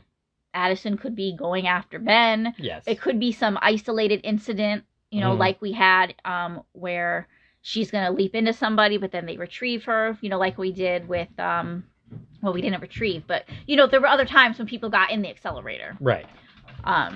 So, yeah, I'm curious to see where that goes. But definitely there's a shot of her wearing that. Okay, we need to catch up with Sam's family. Right. This season, we talked a lot about Al's family. Great. We need to catch up with Sam's family. Donna, Sammy Jo, Tom, and Kate. Any of them I want to hear about. You know who I want to catch up with? Sam Beckett himself. Well, of course. But I didn't even bother writing that on my want list because that's a gimme. Right. And we know where we all stand with that. Yeah, I just want, even if it's one single episode of Sam coming in to help and saying, oh yeah, I've been leaping around in time because I feel like it. I've been helping all these people. Yeah. And I'm going to get back to that. Do you know what I said about, because some people are like, well, we have closure. We know Sam didn't want to come home, so let him be. But guess what? His family doesn't know that. Right. Nobody knows that. You can't say, weep to Al and say, oh, hey, by the way, I'm going to keep leaping, but don't worry about me. Right. You're going to let him live out his life And and he die did. and live with Exactly. regrets? That's the story we That's have. horrible. Is Al literally spent his dying breaths trying to save Sam. I got into now yeah. Janice has kind of been given that, even Mm. though we don't really know if she's on that path. She must want to honor her father's wishes to some extent, right? We know Magic has devoted his life now to reopening the project to look for Sam, and he's estranged his family for it. Yeah, come There's on, Sam. people, all these other people that, we haven't seen yet, Donna, Sammy, Joe, Tom, and Katie. He's just missing to them. Mm. I mean, Donna knows if she's still alive, but like they want closure. Mm-hmm. They deserve closure. Right. So yeah, like Sam, come on, like just weep and tell them where you're at. And the only other thing I wrote on my my wants for season 2 is more connections to the original series, like we had with Samantha Stratton. They don't have to be these huge, like detailed leaps, although I'd love some of that to happen once in a while. Yeah. But just more nods. I like the nods. Yeah. Okay. So do you want to go first with your rankings? You want me to go first? Well, either way, what would you prefer? Okay, so this is the moment. You guys have been sitting around for 3 hours to hear our personal opinions, even though we've been giving them to you all season. Hey, by the way, just one more thing. That poll that Stacie has, if you guys are involved in that Facebook group, answer the poll, or you could just leave your favorite episode in the comments. Yep, and we will give the results of, like, which ones the most people said they liked next time we chat about this. Yes. Okay, so you want me to start at the bottom? Yeah, I went from worst to best. Okay, so I will start with worst. I ranked the worst episode is episode 1, July 13th, 1985. There's not a lot of good things to say about it, other than the fact that we meet our characters. And, it's one of those episodes that you have to watch to know what's going on, and that's sad. I feel like we should just redo the episode. Yeah, there we go. Terrible. In 17th place, I have episode 3, Somebody Up There Likes Ben.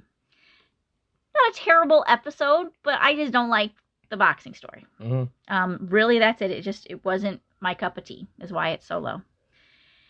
In 16th place, I have episode 6, What a Disaster. It was kind of a train wreck, and I tie that to the July 13th episode, because I feel like they are disasters because of each other. Yeah. And I feel like it could have been a lot better if they had just not did what NBC did. And like I said, it was just forgettable. I don't care about those characters, so that's why that's pretty low. In 15th place, I have episode 10, Paging Dr. Song. It may be, like I said, because I was kind of out of it that week and just didn't care as much that week because I was really sick, but that's where that one sits for me, just kind of right there. And then we're kind of get into our, middle of the road. So in next place, I have episode 13, Family Style. I know a lot of people loved that episode. I don't have any particular problems with it. I just didn't particularly love the story in and of itself. In 15, I have Ben's Song for the Defense, another one that I think a lot of people really loved, but it was just kind of an okay story for me. Nothing, that made it jump up higher. Next, I have episode 9, Fellow Travelers. There was a lot of stuff I loved in there, but yeah, we're in the 70s, not my favorite place to be. Next, I have episode 5, Salvation or Bust, which is, we're pretty much right in my center now, right in the, didn't love it or hate it, it's just there. Next is episode 4, Decent Proposal. Probably the best thing about that episode for me is that we did get Justin Hartley in it, but it's a little more action-packed than what my personal preferences are. In now, let's see, 9th place, I have episode 2, Atlantis, which I think is a real good middle-of-the-road episode. Love what they did, but still didn't make the top favorites. And number 8, I have Let Them Play. And again, it was a great episode, and it would have been a little higher up on my list if I felt like Ben did something, and he didn't. And, let's see, in number 7, I have Stand By Ben, which I know you didn't like that episode. I agree with all of your problems with it, but I liked it. That's fair. I liked it, so that's where I put it. Next, I have number 17, The Friendly Skies, which again, I think would have been a really, mostly judging that on the leap itself. I think it was a great story. It was ill-placed, but it had there was good stuff in there. In number 5, I put the finale, Judgment Day. So when I was making my list, and I said this early, I started with here's my favorites, here's the least favorites, here's the middle, and immediately I had my pile of top 5. It was a matter of sorting them within each other, which was really hard. So Judgment Day I put in number 5. Number 4 I put Ben Interrupted. Number 3 I put SOS. In second place I put O Ye of Little Faith, which does seem to be the oddball out, right, of this group, but we both said we loved that straight through. And I decided to put in number 1 Leap, Die, Repeat, because I just loved that concept and I love what they did with it, and it was different than other leaps. Well, it's really interesting is the first part of our list is really similar. We vary after that, but let's see. Okay, so, and I ranked it, I didn't put down the episode numbers, which I guess I should have done, but oh well. In 18th place, I have the pilot episode. Yep. I mean, we've said enough about that I don't think I need to say anymore. We should ask that poll question. What was your least favorite episode? Yeah, okay. You can answer that question as well. What is your least favorite episode? Put it in the comments. Number 17, Stand By Ben. I just think I've already outlined all my problems. Yeah, and they're all valid. Yeah. Yeah. Number 16, What a Disaster. I mean, it's not that much better than the pilot that we ended up with. Yeah. Number 15, Paging Dr. Song. Just, it's okay, but not particularly great. Number 14, Fellow Travelers. Okay. Number 13, Ben's Song for the Defense. A lot of these are the exact same numbers for us. That's funny, even though the ones around them are different. That's why I was kind of laughing as we were going through it. Number 12, Friendly Skies. Okay. I'm basically in the middle of the road episodes at this point. Yep. And a lot of these are really interchangeable. Right. Honestly. Yeah. I had a hard time because I said I've got a lot in this middle pile. So then I was like, okay, let me put the middle pile into 2 piles. And that's when I really was nitpicking, this reference was in this, so I like that better. Right. It got really hard between some of these. Number 11, Someone Up There Likes Ben. Now, I moved this episode twice. Both times I moved it up. And the main reason I like it as much as I do is because of the PTSD angle and some of the great scenes. Number 10, Atlantis. It's unique. It's the first time we leapt into space. Yep. Number 9, Salvation or Bust. Number 8, A Decent Proposal. Mostly this high because of it's a Justin Hartley episode. Yep. Number 7, Judgment Day. I would rank this one higher if it weren't for all the logical problems in the episode that they didn't really explain, and some of the other stuff that we already discussed. So our top 5 is not the same. Right, no. Okay. It's pretty close, but not the same. Number 6, Family Style. I think you ranked that much lower than I did. I did, and there wasn't really a reason for it. It just didn't speak to me as much as some of the others. Number 5, in the top 5, and this really could have ended up in any order. Yep. SOS. Okay. Number 4, Leap, Die, Repeat, which okay. I think ended up your number 1. It did.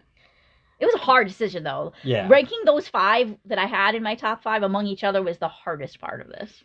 Number 3, Let Them Play, which I don't even think ended up in your top. It didn't. No, that was the one that ended up in my top 5 in replace of... I don't know. Which one did I have that you didn't? Judgment Day, you put lower. Right. Yeah, and that, like I said, these are really hard decisions. I had put Let Them Play at number 8. Number 2, Oh Ye of Little Faith. For the longest time, this was my number 1 episode. Until we got to the number 1, which is Ben Interrupted, which I just thought was all in all a solid episode, really well done, the most coherent, it was suspenseful, it was well paced. I just thought it was a really great episode.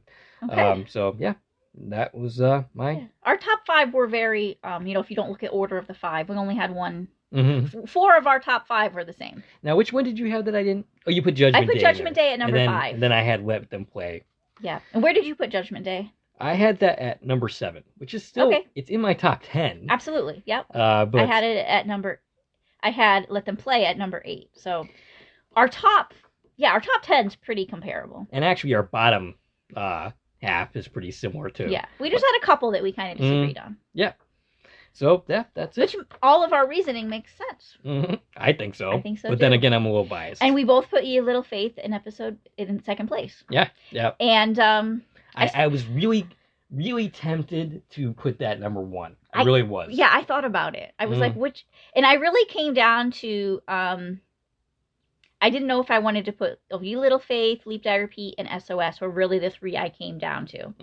And SOS just, it was done really well, but I just don't love the war story. Right. It ended up in number 3 for me.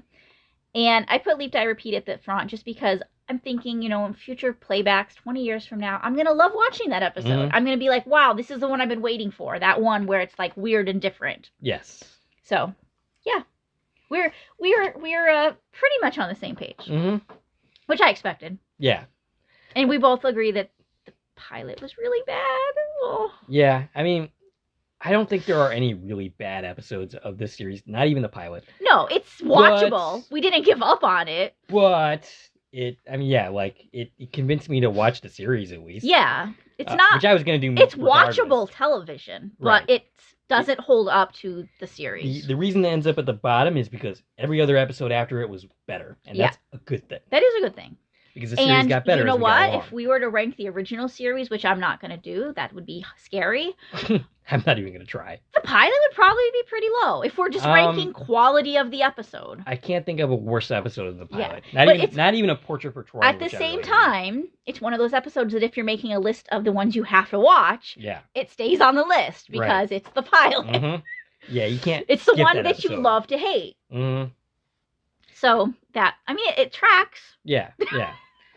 So do we have any other thoughts about season 1 as a whole? Keep watching it. Rewatch this season. Rewatch the original series. If you can, watch them on Peacock because that's NBC. They're seeing that.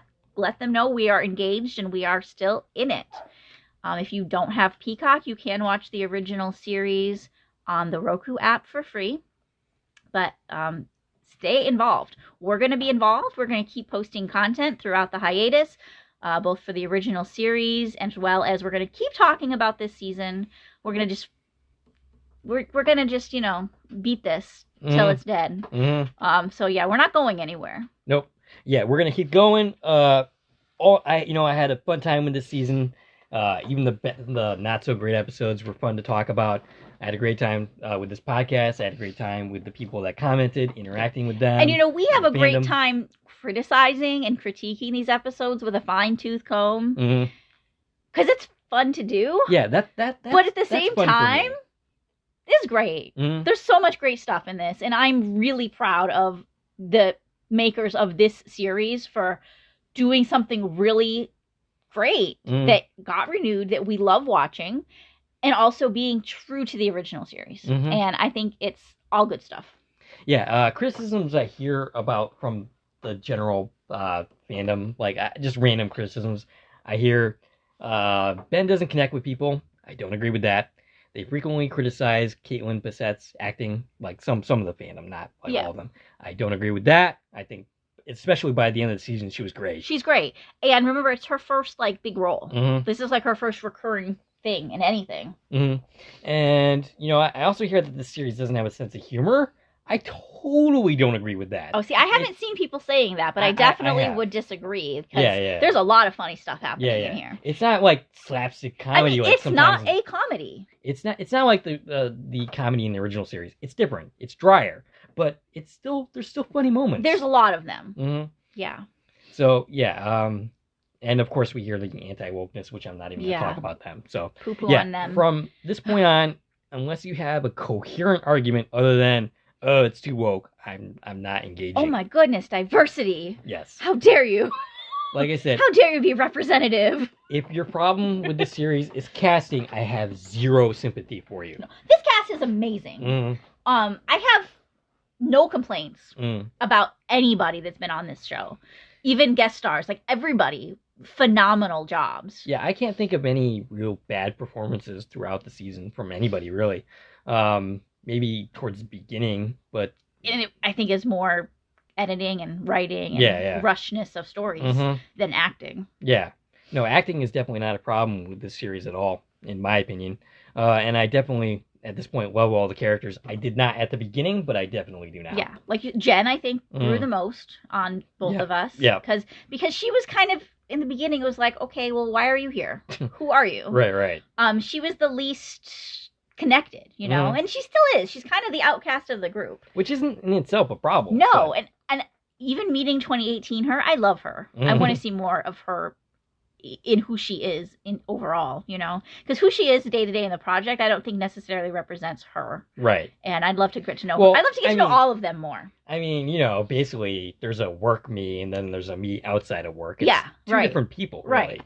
So I can sort of see that being the case. So yeah, definitely one of the things I want to do during this hiatus is break down the characters and compare them to the original, because I do have a lot to say about like all these people represent Al, and there's links between this person and that person, and I might just be there for to let you express your ideas, because I'll start putting notes together. We can plan that sometime in the next while. Okay.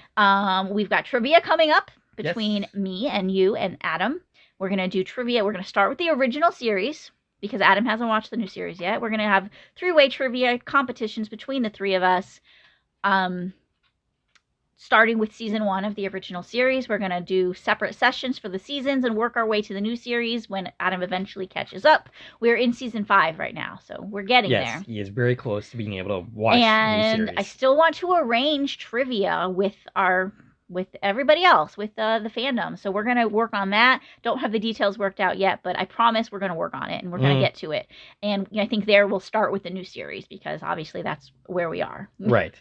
So Kelly M, you can participate in the trivia. We're gonna definitely do trivia on the new show, and then if that works, we can bring that trivia type of format to talk about the original series too. But they play trivia, so it's a great thing to do. Yeah. All right. Any other thoughts? I think we've been talking for like 3.5 hours. Yes. So if you're still with us, congratulations. Yeah, definitely. This was probably the longest episode that we will ever do. So if you made it to the last point, I told you to put turtle time. If you made it all the way to this point, give us another code word, Dave. Another code word. Oh man, this is a lot of pressure. I can't think of it. What's that sled from What? The sled from the Citizen Kane. I don't know what you're talking about. Rosebud. Yes, say Rosebud. All right. If you made it all the way to the end, the keyword is Rosebud. So if you've heard everything, we want to see Turtle Time and Rosebud. That way we'll know how loyal you are. And the people who didn't make it will say, what are you talking about? Okay, well, it's been fun, guys. I definitely appreciate everybody that participated in the podcast. In the future, if you're listening and you've never commented, please comment. It helps me with the algorithm. And plus, I'd love to hear from you, and we would love to address any points that you might have within our podcast, because we love different perspectives. Also, let us know, what are your rankings? What's your top 5? What's your least favorite? What do you think about where we stood on these? Let us know. We want to hear from you. Every single thing that you guys bring up, well, not everything, but what you bring up will definitely end up in our podcast. So I think that's all that we got for you. If you like this podcast and want to support it, there are a number of ways to do so. Stacie can be reached at... I can be reached on Twitter at TVN Coupon Talk. And you can reach me on Twitter at Core Productions. You can join one of my Core Productions Facebook pages. You can join Stacie's Facebook page, which she now runs, which you can also find the poll. You can buy me a coffee, which is a new way to support content creators such as myself. You can buy something from the Corn Production store on Zazzle. And of course, you can like, share, and comment on this podcast. And you can also subscribe to my channel. This is Dave and Stacie from Corn Productions signing off.